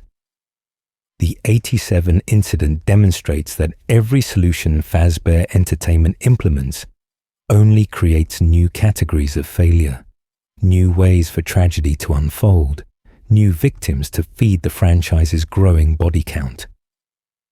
The Bite of 87. Who did it? The question of which animatronic caused the Bite of 87 has consumed the FNAF community since Phone Guy's first mention of the incident, spawning thousands of theory videos, forum debates, and analytical deep dives into every scrap of evidence the games provide. Unlike the Bite of 83, where we witness Fredbear's jaws close on the crying child's skull, the 87 bite happens off-screen, leaving us to piece together the culprit from circumstantial evidence, character capabilities, and the franchise's tendency to hide answers in plain sight. Let's examine each major suspect, weighing the evidence for and against their involvement in this infamous attack. The Mangle stands as the community's favoured suspect, a position it's held almost since FNAF 2's release. The evidence supporting Mangle begins with its jump-scare animation, the most telling detail in its favour. When Mangle attacks the player, it drops from above, jaws wide open, targeting the upper portion of the head with precision that seems designed to reach exactly where the frontal lobe is located. This isn't a full-body tackle or a bite aimed at the neck or torso. This is a calculated attack on the skull's upper section, the area you target to remove brain tissue rather than simply kill. The jump scare's specificity suggests either programming focused on that area or a spirit within Mangle that knows exactly where to strike. Mangle's physical capabilities strengthen its candidacy. Suspended from the ceiling in Kid's Cove, It has both the elevated position and the mobility to drop onto a victim's head without warning. An adult standing among children at a birthday party would be the tallest target in the room, making the head an accessible target for a ceiling-mounted animatronic that might struggle to reach children's heights. The fact that Mangle exists in a state of constant disassembly and reassembly by children creates multiple malfunction vectors. Wiring could be crossed, giving wrong signals to the jaw mechanisms. Safety protocols might be disabled in the constant reconstruction. The sheer physical stress of being torn apart daily could cause structural failures that result in uncontrolled biting. The dog possession theory adds a layer of supernatural interpretation to mechanical capability. Several FNAF games include hints that some theorists interpret as Mangle being possessed by a dog spirit rather than a child's, drawing from elements in the Fruity Maze minigame and certain ultimate custom night voice lines that include barking sounds. If this theory holds merit, such a spirit would bring instincts toward biting as a natural response to perceived threats or excitement. A dog animatronic possessed by a dog spirit at a chaotic birthday party might simply act on canine instincts, except with industrial-strength animatronic jaws capable of causing severe damage. However, this remains in the realm of theory rather than confirmed law.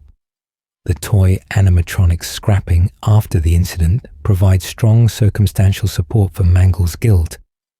Fazbear Entertainment's decision to scrap all the toys suggests management blamed one of them rather than the Wizards. If a wizard had caused the bite, the company would likely have scrapped those specific animatronics while keeping the toys, their new investment. Instead, they do the opposite, suggesting the bite came from the new models and that all of them are deemed too dangerous to continue using. Among the toys, Mangle is the most obviously compromised, the one that's literally falling apart, making it the natural scapegoat, whether or not it was truly responsible. However, Mangle's case isn't without complications. The animatronic state of disrepair might make it less capable of a clean bite rather than more. If parts are hanging loose and mechanisms are failing, would the jaws have enough force to cleanly remove a frontal lobe? Or would they cause messier, less precise damage? The fact that children disassemble Mangle daily suggests the bite force might be deliberately reduced for safety, though possession could override those limiters. There's also the question of visibility. A ceiling-mounted animatronic dropping onto someone's head would be noticed by party guests before impact, potentially allowing for evasion unless the attack happened very quickly in a crowded area. Toy Chica enters the suspect list through her ultimate custom night voice line about her beak being lodged in someone's forehead. This line could be interpreted as dark humor, the character joking about a famous incident in her past, specifically the bite of 87. The beak's shape, triangular and rigid with a sharp point, could theoretically penetrate skull and remove brain tissue if applied with sufficient force. Toy Chica's routine removal of her beak during FNAF 2 gameplay demonstrates that the part is designed to detach, possibly suggesting mechanical issues or a feature that could malfunction during an attack. Toy Chica's role as a party animatronic places her at the scene with both access and opportunity. She would be moving among the tables, interacting with children, her programming directing her to approach people and engage them. If Jeremy was standing close to the animatronics as instructed, Toy Chica would have legitimate reasons to be near him, to lean in for interaction, to be in position to bite without seeming threatening until the moment of attack. The possession from the Save Them murders gives her supernatural motive to attack adults, mistaking Jeremy for William Afton, or simply lashing out at any adult in reach. The evidence against Toy Chica centers on capability and damage pattern. Her mouth is relatively small compared to Mangle's, and while the beak could potentially penetrate, it's unclear if it could remove the frontal lobe cleanly, rather than simply puncturing the skull. The UCN voice line, while suggestive, could reference any number of incidents or be pure fiction for shock value. Toy Chica's design emphasizes cuteness over threat, with her large eyes and friendly demeanor, making her an unlikely suspect in the community's mind compared to obviously damaged animatronics like Mangle. Yet this very innocuousness might be the point. The least suspected character revealed as the culprit would fit FNAF's pattern of subverting expectations. Withered Foxy represents the classical suspect, the one many fans believed responsible before deeper analysis of FNAF 2's evidence emerged. Foxy's broken jaw, visible in his withered state, suggests both damage that might cause malfunction and a mouth capable of opening wide enough to encompass a human head. His jump scare in FNAF 2 shows aggressive lunging with jaws agape, the attack pattern of a predator going for the kill. Throughout the FNAF series, Foxy has been associated with biting, his sharp teeth and pirate theme emphasizing his danger compared to the friendlier main cast. The evidence against Withered Foxy is primarily logistical. He's supposed to be in parts and service during the day, locked away from party guests, making access to Jeremy or any victim difficult without being noticed during his approach through the building. His aggressive behavior in the original FNAF 1, where he charges the office if the player watches him too much, was explained as malfunction and disrepair. But that behavior should theoretically be even worse in his withered state, making management even less likely to allow him near parties. If Withered Foxy did cause the bite, it would require explaining how he escaped the back room, traveled through a crowded party space, and attacked without anyone stopping him before impact.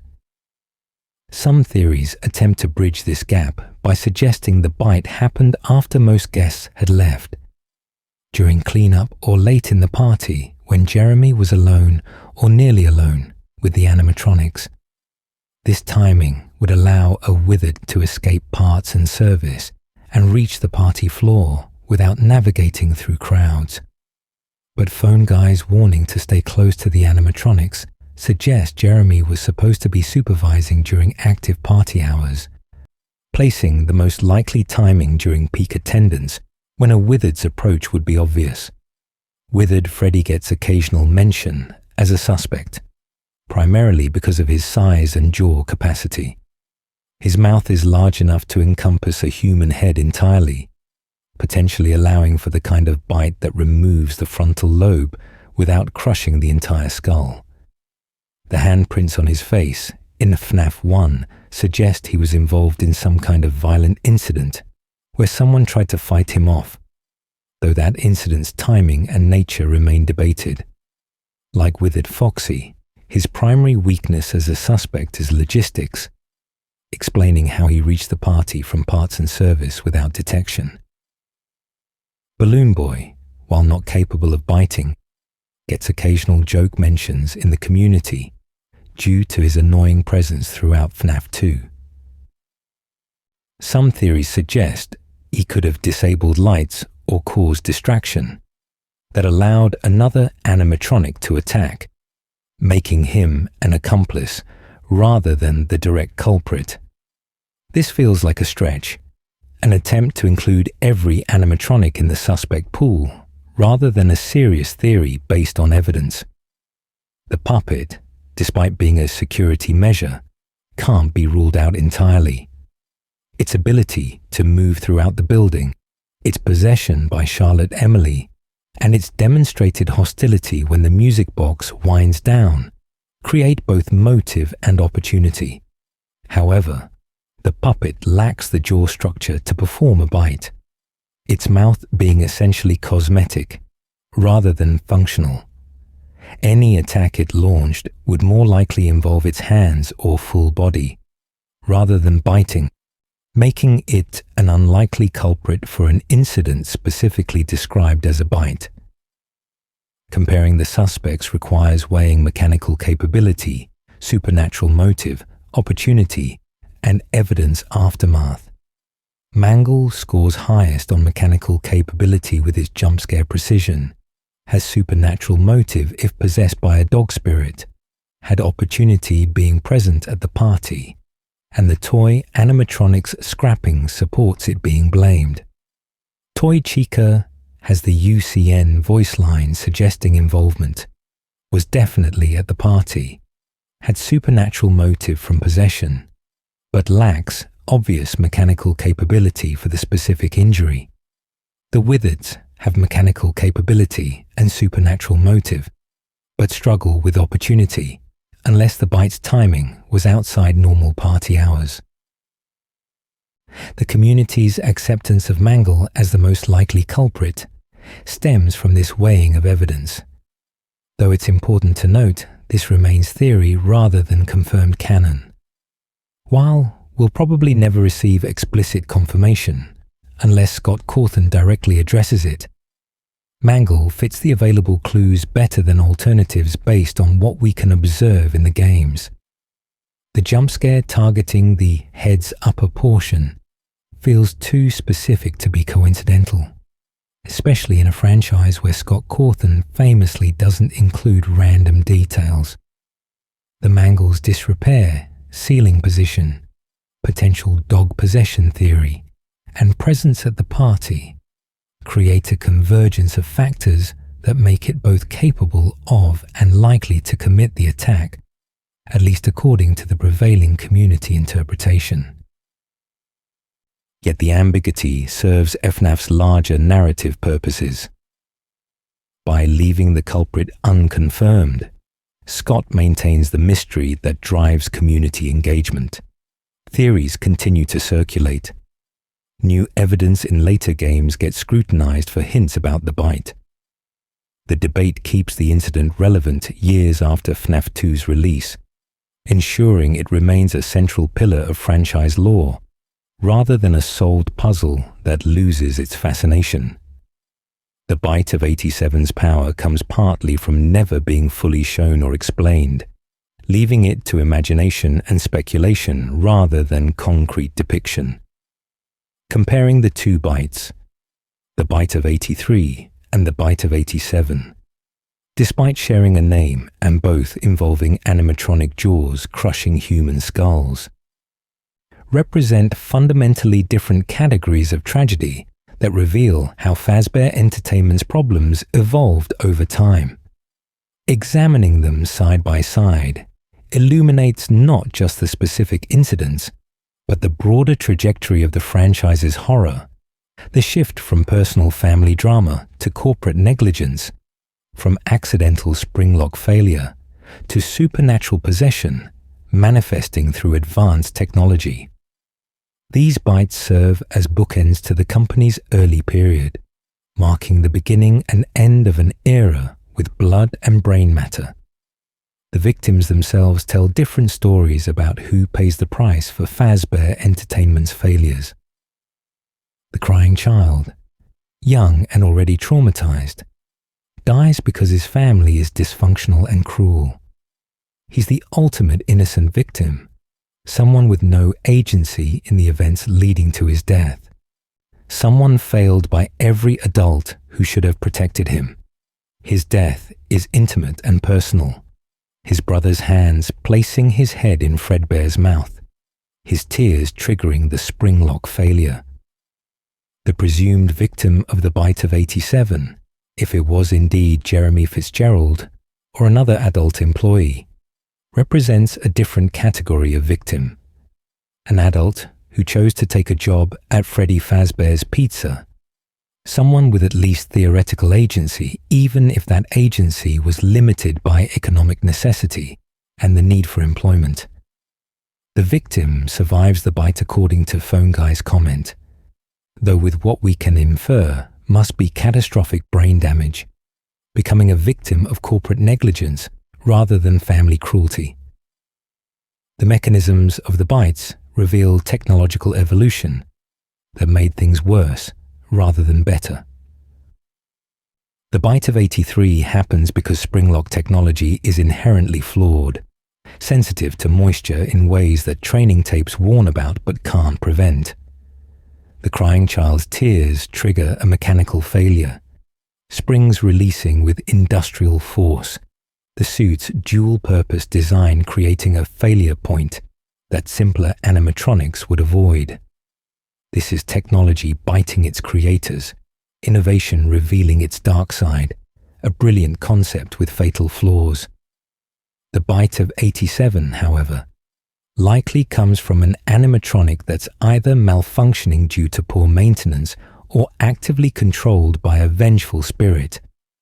The technology itself, whether Mangle's ceiling mount or Toy Chica's beak, functions as designed. The problem is what drives it. Possession overriding programming. Supernatural forces using advanced features for purposes their designers never imagined. The settings differ in their public visibility and implications. Fredbear's family diner during a birthday party in 83 was probably a small venue with limited attendance. The bite happening in front of children and perhaps a few supervising adults. But nothing like the crowds a larger Freddy Fazbear's Pizza location would draw. The company could potentially control the narrative, pay off witnesses, suppress details more easily. The 87 incident at a major location during a busy party has more witnesses, more parents who can sue, more employees who see what happened, making cover-up harder and liability clearer. The public nature of the 87 Bite Forces policy changes the company might have avoided after the more contained 83 incident. The immediate aftermath reveals different corporate responses. After 83, Fredbear's closes, but the company continues, rebranding around Freddy Fazbear's Pizza and retiring springlock suits, while keeping the withered animatronics active. The response is measured, addressing the specific technological failure without confronting larger problems. After 87, the toys are scrapped entirely despite being new and expensive. The day roaming policy ends franchise-wide, and the location shuts down. The 87 response is more panicked, more desperate, suggesting the company recognizes they're running out of second chances. Where 83 might be spun as a tragic accident, 87 is an obvious pattern, proof that Fazbear Entertainment fundamentally cannot keep people safe. The possession implications diverge in fascinating ways based on community interpretations. Theories suggest the crying child's death might create Golden Freddy or connect to the nightmare animatronics, though his exact fate remains one of the franchise's most debated mysteries. If possession occurs, it appears to be direct and personal, his soul potentially binding to something connected to his death. The 87 incident doesn't create new hauntings directly based on what we can observe. Rather, it appears to be a consequence of existing hauntings, the murdered children possessing the toys and causing violence that results in the bite. This potential shift from cause to effect in terms of possession reflects how the franchise's supernatural elements evolved, from death creating spirits to spirits causing death in what might be an endless cycle. The family drama versus corporate negligence framework provides perhaps the starkest contrast. 83 is William Afton's son, dying because Michael was cruel and William was absent.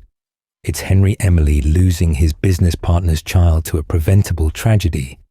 It's a family imploding under the weight of its own dysfunction. The incident is personal, intimate, and rooted in human relationships that failed catastrophically. 87 is an employee dying because Fazbear Entertainment prioritized profit over safety, because management ignored warning signs, because the company implemented technological solutions that couldn't address supernatural problems. The incident is systemic, impersonal, and rooted in corporate structures that value money over human life. The long-term consequences differ in their impact on key characters. The crying child's death destroys Michael emotionally, creating the guilt that drives his actions throughout the timeline. It possibly drives William toward murder and obsession with Remnant and immortality. It ends Fredbear's and forces rebranding. But the incident remains somewhat contained in terms of public knowledge, a tragedy the company can bury.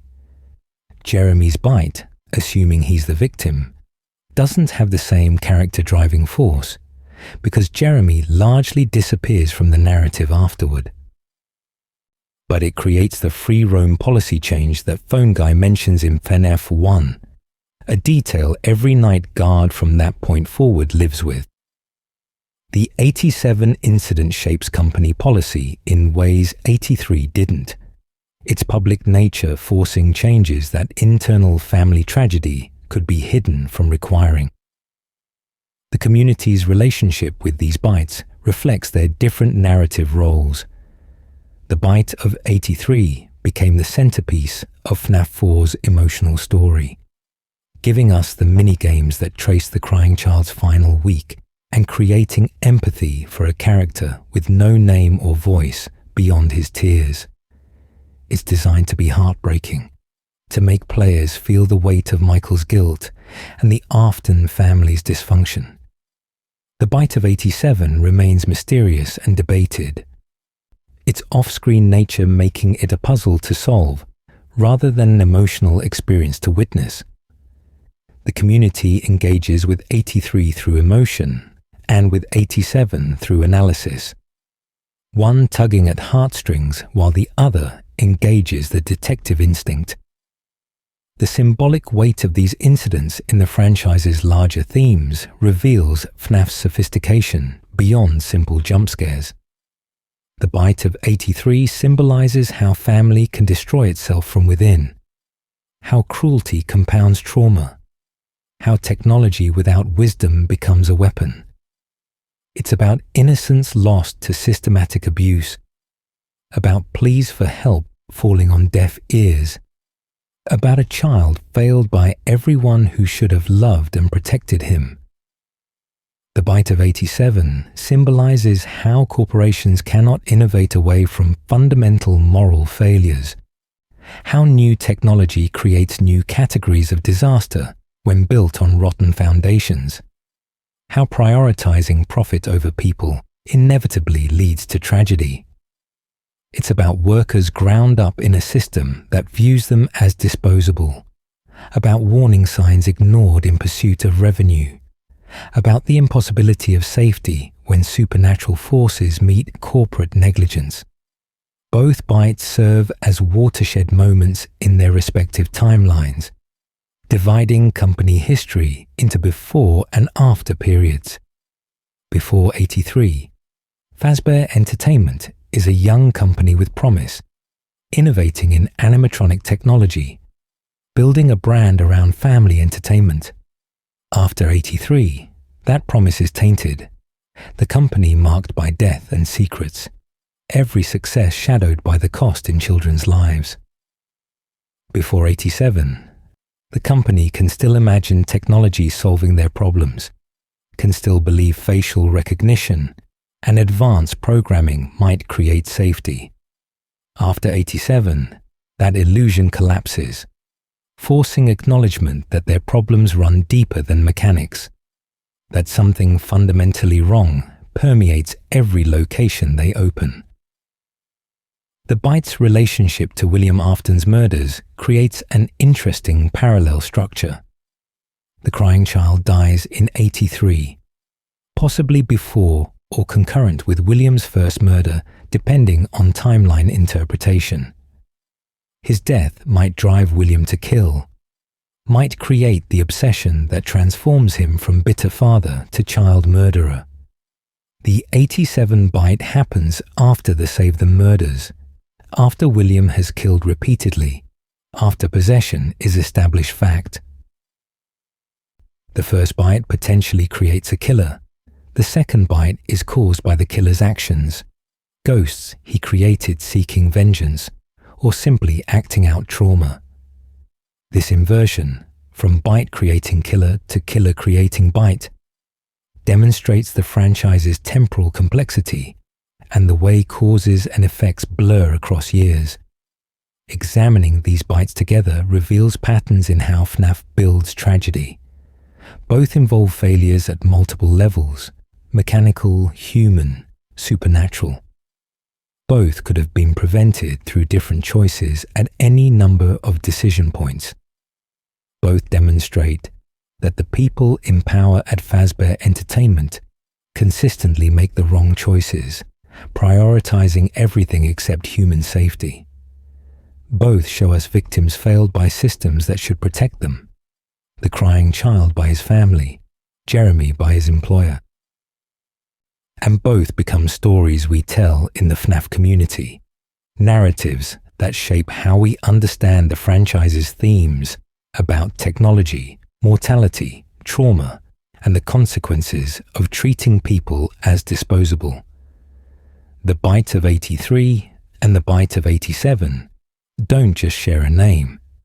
They share a fundamental DNA, a pattern of preventable tragedy resulting from human failure. But their differences in mechanism, in victims, in visibility, in consequences, illustrate how Fazbear Entertainment's problems metastasized over time. What started as family dysfunction and technological hubris evolved into corporate negligence and supernatural possession. What began with a child dying became a pattern of workers and customers paying for management's choices with their bodies. These two bites, separated by 4 years, connected by blood, define the franchise's first era and set the stage for everything that follows. Conclusion and legacy. As we emerge from our deep dive into these parallel tragedies, the weight of what we've examined settles like dust in an abandoned pizzeria. 2 incidents, separated by 4 years, but forever linked in Five Nights at Freddy's mythology. The Bite of 83 and the Bite of 87. One took a child's life within days of crushing his skull, ending the story of a boy failed by every person who should have protected him. The other took a security guard's frontal lobe, but left him breathing, creating a victim who survived to join Fazbear Entertainment's growing list of people damaged beyond repair by their employment. Both bites represent turning points in the franchise's timeline, moments when the pretense of family-friendly entertainment gave way to the reality of children's restaurants built on graves and secrets. The Bite of 83 stands as perhaps the franchise's most personally tragic moment, a family self-destructing through cruelty, neglect, and the dangerous combination of springlock technology with human tears. We watch the crying child's final week unfold in painful detail, each day bringing new torment from his brother, each night offering no respite or protection from the family that should have been his sanctuary. The incident itself, Fredbear's jaws closing with industrial force, crushing the boy's skull while Michael watched in horror, represents the moment when childish cruelty crossed into manslaughter, when a prank became murder, when the Afton family's dysfunction claimed its first direct victim, though certainly not its last. The consequences rippled outward in ways we're still tracing through the timeline. Michael's guilt became the driving force of his existence, pushing him to take security jobs at locations he knew were deadly, to descend into his father's underground facility seeking his sister, to ultimately burn alongside the animatronics in Pizzeria Simulator's finale. William's transformation, whether caused by the crying child's death or merely accelerated by it, led to the missing children incident and the experiments with Remnant that would define the franchise's supernatural elements. The closure of Fredbear's family diner and retirement of springlock suits changed Fazbear Entertainment's trajectory, forcing rebranding that shaped how the company presented itself going forward. The Bite of 87, though less emotionally depicted than its predecessor, carries equal weight in shaping how we understand Fazbear Entertainment's pattern of failure. It proved that new technology, facial recognition, and advanced programming couldn't solve problems rooted in supernatural possession and corporate negligence. It demonstrated that every attempt to innovate away from consequences only created new categories of disaster. The incident forced policy changes that would echo through subsequent games, ending daytime free roam and creating the night-only movement pattern that makes the security guard's job both possible and terrifying. The identity of the animatronic responsible remains debated, with Mangle holding the strongest case based on jump-scare precision and capability, but Toy Chica's UCN line and other suspects maintaining enough ambiguity to fuel ongoing discussion. This mystery serves the franchise by keeping the incident alive in community consciousness, ensuring that years after FNAF 2's release, theorists still scrutinize evidence and debate possibilities.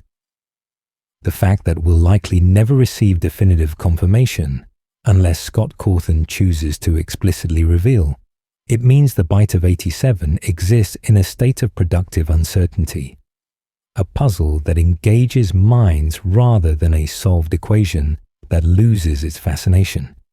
Comparing the two bites illuminates FNAF's evolution from intimate family tragedy to systemic corporate horror. The crying child died because his brother was cruel and his father was neglectful. Personal failures that culminated in a moment of mechanical malfunction triggered by human tears.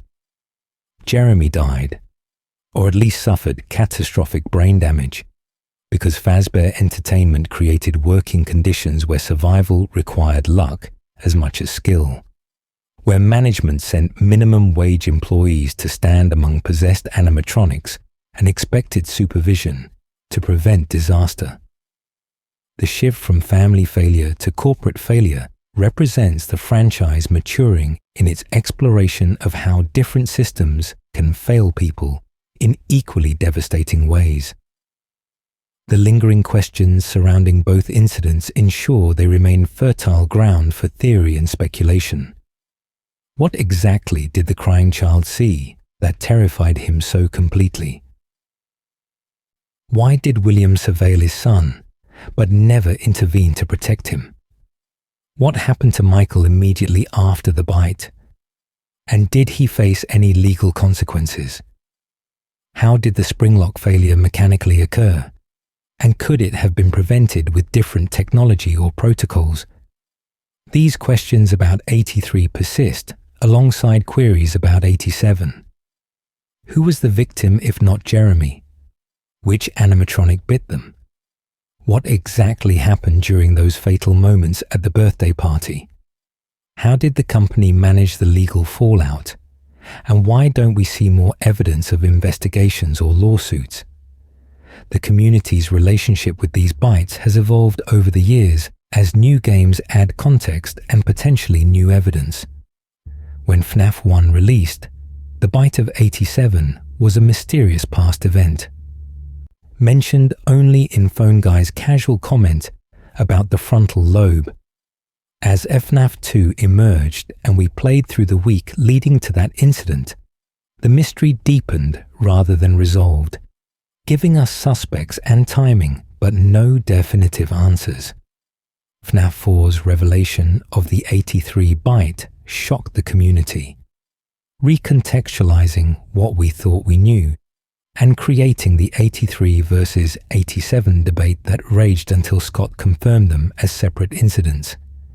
Each subsequent game has been scrutinized for hints about these events.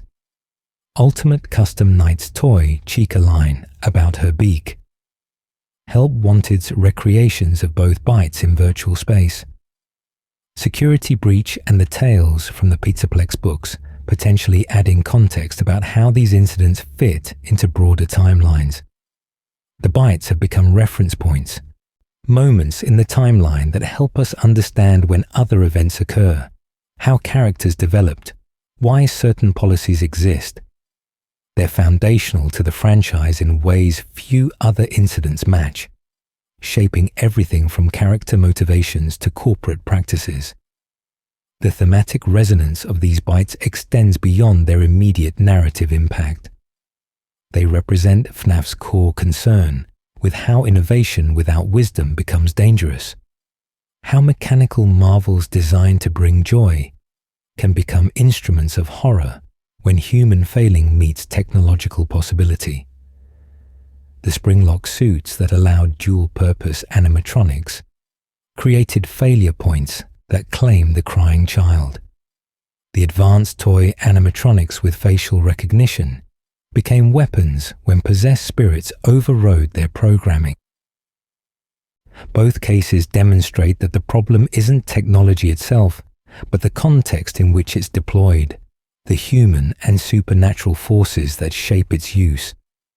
The bites also embody the franchise's meditation on memory and trauma, on how violent moments echo through time and shape future events. The crying child's death in 83 creates trauma that drives Michael's actions for years, that possibly transforms William into a serial killer, that changes how the company approaches safety and branding. The 87 incident creates policy changes that affect every subsequent location, shapes how animatronics are deployed, influences public perception of the brand. These aren't discrete events that happen and end.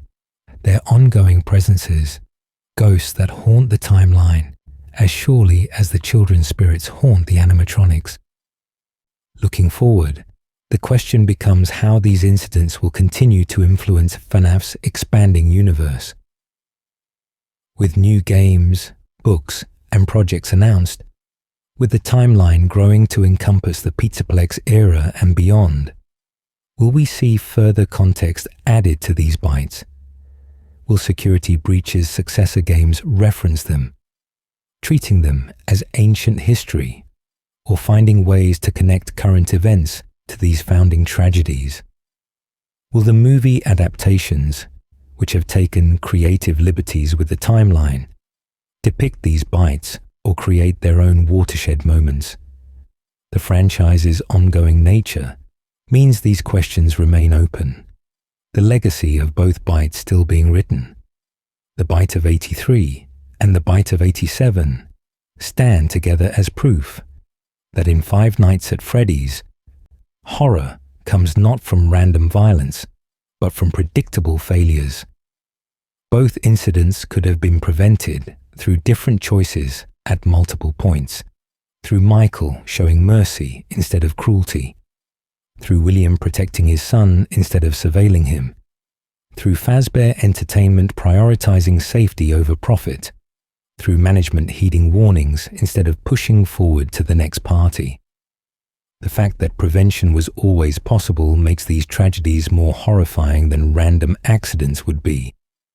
They represent choice and consequence, the wages of cruelty and negligence paid in crushed skulls and removed frontal lobes. As this exploration comes to its close, we return to where we began. Two bites separated by 4 years, connected by blood and institutional failure. The crying child and Jeremy Fitzgerald, victims of different eras, but united in having their lives destroyed by Fazbear Entertainment's machines. Fredbear and the toy animatronics, tools of joy transformed into instruments of trauma. 1983 and 1987, Years that would forever be associated with moments when metal met flesh and everything changed. These incidents aren't just plot points in a video game timeline. They're the foundation of FNAF's exploration of how systems fail people, how innovation without wisdom creates new categories of horror, how trauma echoes through time. Whether you came to this deep dive seeking clarity on the timeline, understanding of the evidence for each suspect, or simply a comprehensive telling of these interconnected tragedies, I hope you found what you needed in our journey through both incidents. The Bite of 83 and the Bite of 87 will continue sparking debates, inspiring theories, and serving as touchstones for understanding how Five Nights at Freddy's builds its world of mechanical horror and human failing. They remind us that in this franchise, the real monsters are usually the people who created the conditions for tragedy, whether through cruelty, negligence, or the simple choice to prioritize everything except the safety of the vulnerable. The cultural impact and community's role. Beyond their narrative significance within Five Nights at Freddy's lore, the Bite of 83 and the Bite of 87 have achieved something remarkable in gaming culture. They've become reference points that transcend the franchise itself. Memes and moments that even people who've never played FNAF recognize and discuss. The way these incidents captured the community's imagination sparked years of debate and inspired countless fan creations speaks to something fundamental about how we engage with mystery and horror in interactive media. The Bite of 87 entered gaming consciousness through Markiplier's famous reaction. His shocked exclamation of, "Was that the Bite of 87?" becoming one of the most recognized FNAF memes. The irony, of course, is that he was reacting to the Bite of 83, the incident in FNAF 4 that the community initially thought depicted the 87 event. This confusion itself became part of the cultural moment, demonstrating how the franchise plays with expectations and how even experienced players and content creators can be led astray by Scott Cawthon's misdirection. The meme spread far beyond FNAF circles, becoming shorthand for shocking game moments and unexpected violence in family-friendly settings. The debates these bites sparked reveal how FNAF's community operates differently from typical gaming fandoms. Rather than passive consumers of a story, FNAF players became active investigators, piecing together timelines from minimal evidence, analyzing every detail for hidden meaning, collaborating to solve puzzles that no single person could crack alone. The 83 versus 87 debate that raged after FNAF 4's release exemplified this collaborative investigation, with theorists on both sides presenting evidence, challenging assumptions, and ultimately requiring Scott's intervention to settle definitively. Game theory's role in shaping how the community understood these bites cannot be overstated. MatPat's videos analyzing the evidence, proposing suspects for the 87 bite, and eventually working through the 83 timeline helped codify theories that became accepted interpretation, even when not explicitly confirmed. His series on FNAF introduced millions of viewers to the franchise's deeper lore, transforming what could have been a niche horror game into a cultural phenomenon with mainstream recognition. The bites featured prominently in these theories, serving as anchor points for broader timeline construction and character motivation analysis. Fan art depicting both bites ranges from the tragic to the terrifying. Artists capturing the crying child's final moments in styles from minimalist pixel art to hyper-realistic digital painting. The emotional resonance of the 83 incident in particular has inspired countless works exploring the week of torment, the family dynamics, the moment of the bite itself. These fan creations keep the incidents alive in community consciousness, ensuring new fans encounter these stories not just through gameplay, but through the community's ongoing engagement and reinterpretation. Fan theories about these bites continue evolving as new games add potential context. Some theorists argue the crying child spirit appears in later games, that his story isn't over despite his death. Others propose connections between the two bites beyond simple thematic parallels, suggesting the 87 incident was somehow influenced by or a consequence of the 83 tragedy in ways the timeline hasn't fully revealed. These theories, whether ultimately proven correct or not, demonstrate how the bites serve as fertile ground for imagination and speculation. The educational aspect of FNAF's community, where experienced theorists help newcomers understand the timeline and evidence, often begins with the bites. They're accessible entry points to the franchise's complexity, clear incidents with defined parameters that can be explained without requiring knowledge of the entire lore.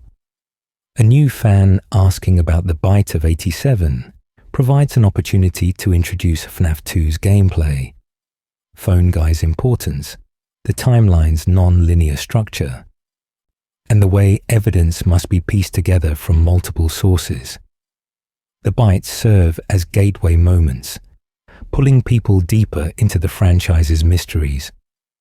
The way these incidents influenced other horror games and creators shows their impact beyond FNAF itself. The idea of family restaurants with dark histories, of animatronics that switch between entertaining and threatening, of franchises built on buried tragedies. These concepts that FNAF popularized partly through the bites have become horror gaming staples. Developers creating their own mascot horror games often include incident analogues, moments where the facade cracks and reveals the horror underneath, conscious or unconscious homages to what Scott created with the bite of 87's introduction in FNAF 1. The bites also highlight FNAF's unique approach to horror storytelling, favoring implication over explicit depiction in ways that make the incidents more disturbing than graphic visuals might achieve. Phone Guy's casual comment about living without the frontal lobe is more chilling than showing the bite directly. The crying child's minigame death, depicted in simple pixel art with a flatline sound, hits harder than realistic graphics would. This restraint, this trust in the audience's imagination to fill in horrifying details, makes the bites memorable in ways more explicit horror often isn't. The timeline debates these incidents sparked, taught the FNAF community to question assumptions and examine evidence rigorously. The revelation that FNAF 4 depicted 83 rather than 87 forced theorists to reconsider everything they thought they knew about the timeline, to acknowledge that Scott might deliberately mislead, to accept that first interpretations might need revision as new evidence emerges. This intellectual humility, this willingness to revise theories based on new information, became a community value that shaped how subsequent games were analyzed. The merchandise and fan creations featuring these incidents range from the respectful to the absurd.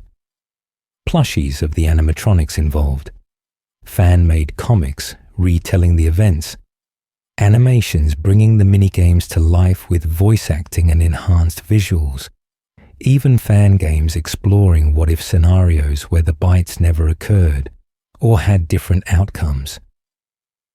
This creative output ensures the bites remain living parts of FNAF culture, rather than static plot points, constantly reinterpreted and reimagined by a community that refuses to let these stories fade.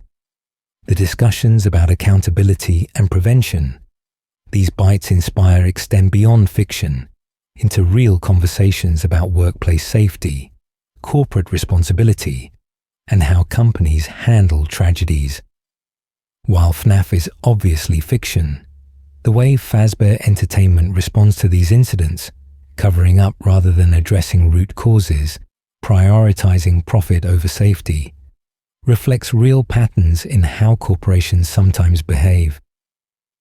The franchise's critique of this behavior, presented through horror rather than direct commentary, resonates because it touches on genuine concerns about how institutions treat people as disposable. The emotional core of the Bite of 83, the way it makes players feel the crying child's helplessness and Michael's guilt, demonstrates FNAF's capacity for tragedy beyond simple scares.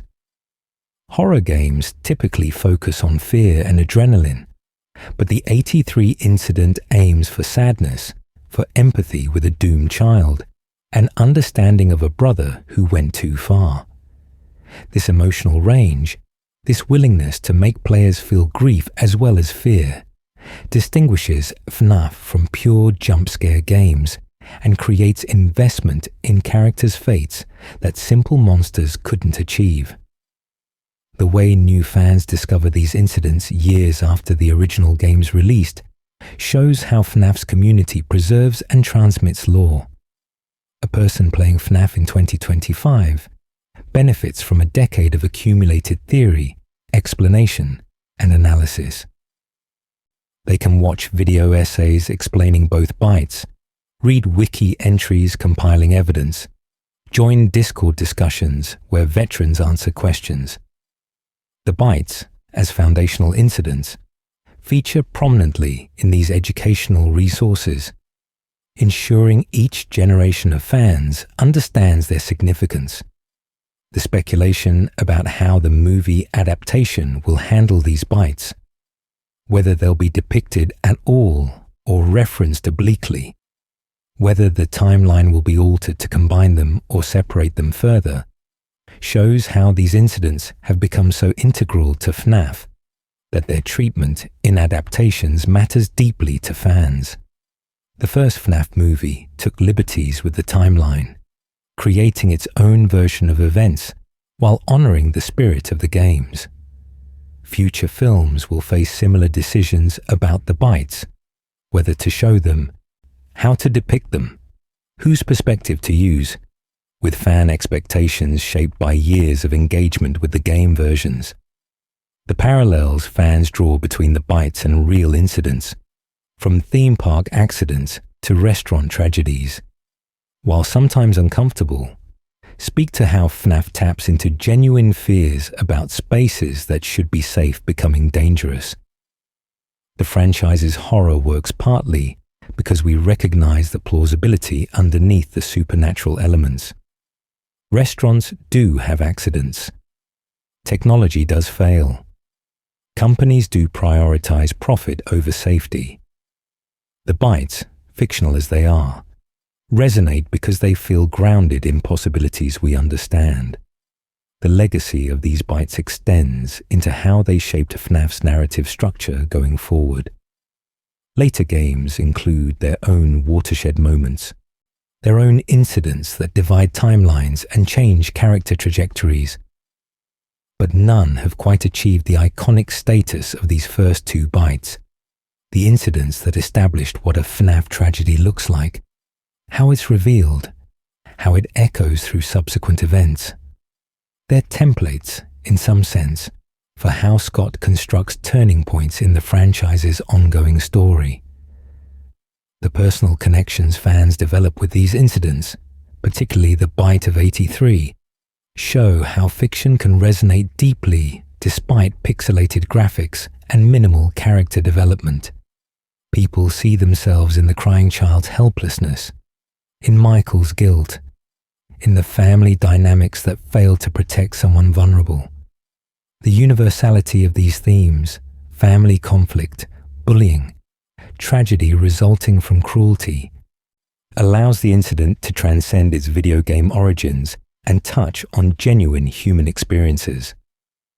The debates about whether these bites are appropriate for younger FNAF fans, whether the franchise's horror crosses lines or maintains boundaries, often center on how graphic or disturbing the incidents are. The crying child's death, while not explicitly gory, depicts a child being tormented and killed. The 87 incident involves brain damage and workplace violence. These aren't light topics, and the community's discussions about age appropriateness and content warnings reflect a seriousness about the material that casual observers might not expect from a game about animatronic animals. Looking at how these bites have endured in FNAF culture for nearly a decade, remaining relevant through countless game releases, spin-offs, and timeline expansions, we see their fundamental importance to what makes the franchise work. They're not just plot points, they're emotional anchors, mystery boxes, cultural touchstones, and thematic foundations all at once. The Bite of 83 and the Bite of 87 achieved something rare in gaming. They became moments that matter to people who've never played the games, that inspire discussion and creativity years after their introduction. That define what FNAF is as much as any jump scare or animatronic design. The future of how these bites are understood will depend on what Scott Cawthon and Steelwool Studios choose to reveal in coming games. Will we get definitive answers about lingering questions? Will new context reframe what we thought we knew? Will the bites remain somewhat mysterious, preserving their power through ambiguity? However the franchise evolves, these two incidents will remain foundational, the moments where FNAF proved it could be more than jump scares, where it demonstrated capacity for tragedy, mystery, and horror that sticks with you long after you've closed the game. Final reflections.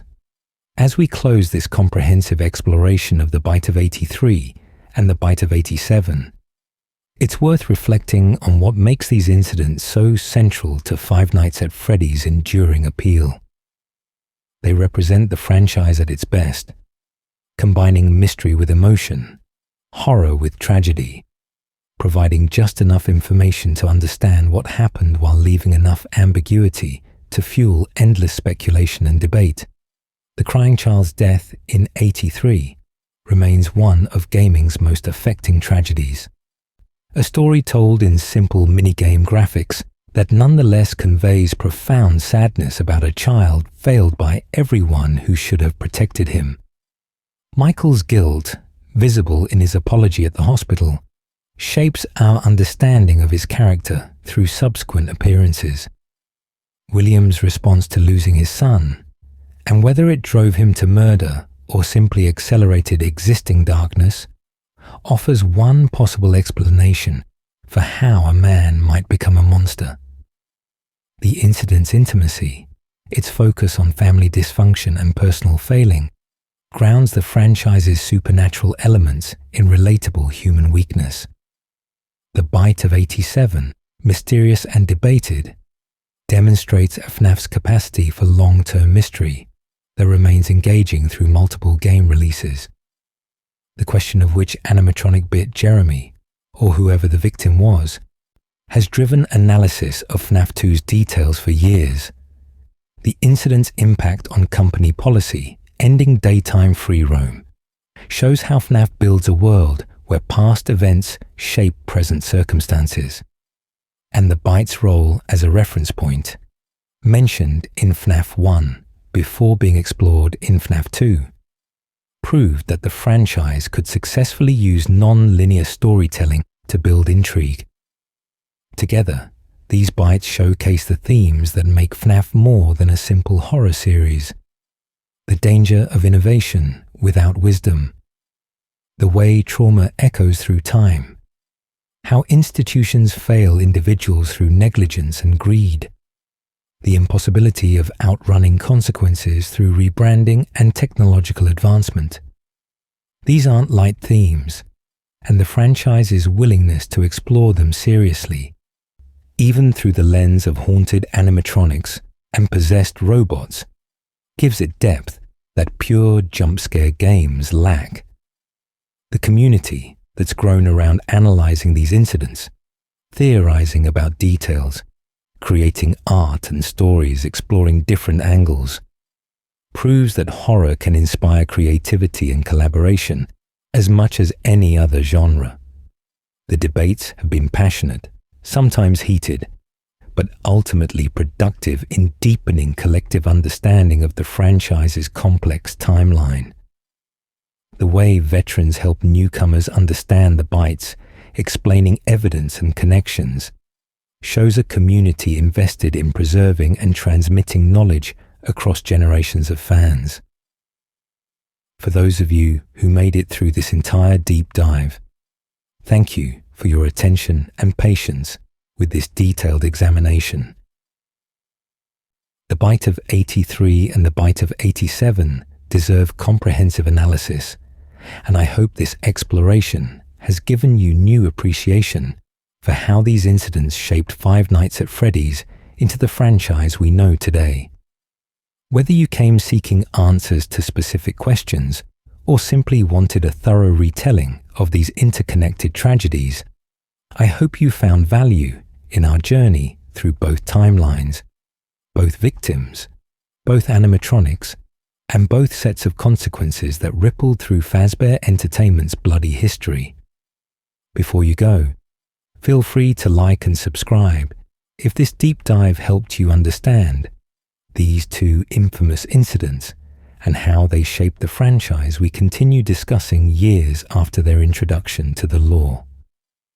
Let me know in the comments which bite you think has had a bigger impact on the overall story, or which theory about the 87 culprit you find most convincing. Share your own interpretations, your favorite fan theories, or the aspects of these incidents that resonate most strongly with you. The conversation around these events continues to evolve as new evidence emerges and new perspectives develop in the community. Thanks for joining me on this journey through two of FNAF's most significant tragedies. Until next time, stay safe, and remember that sometimes the scariest part of horror isn't the jump scares, but the preventable tragedies we witness unfolding in slow motion. The moments when we see disaster approaching and know there's nothing we can do to stop it because it happened years ago. Preserved in minigame pixels and phone guys' warnings, waiting for each new player to discover and mourn.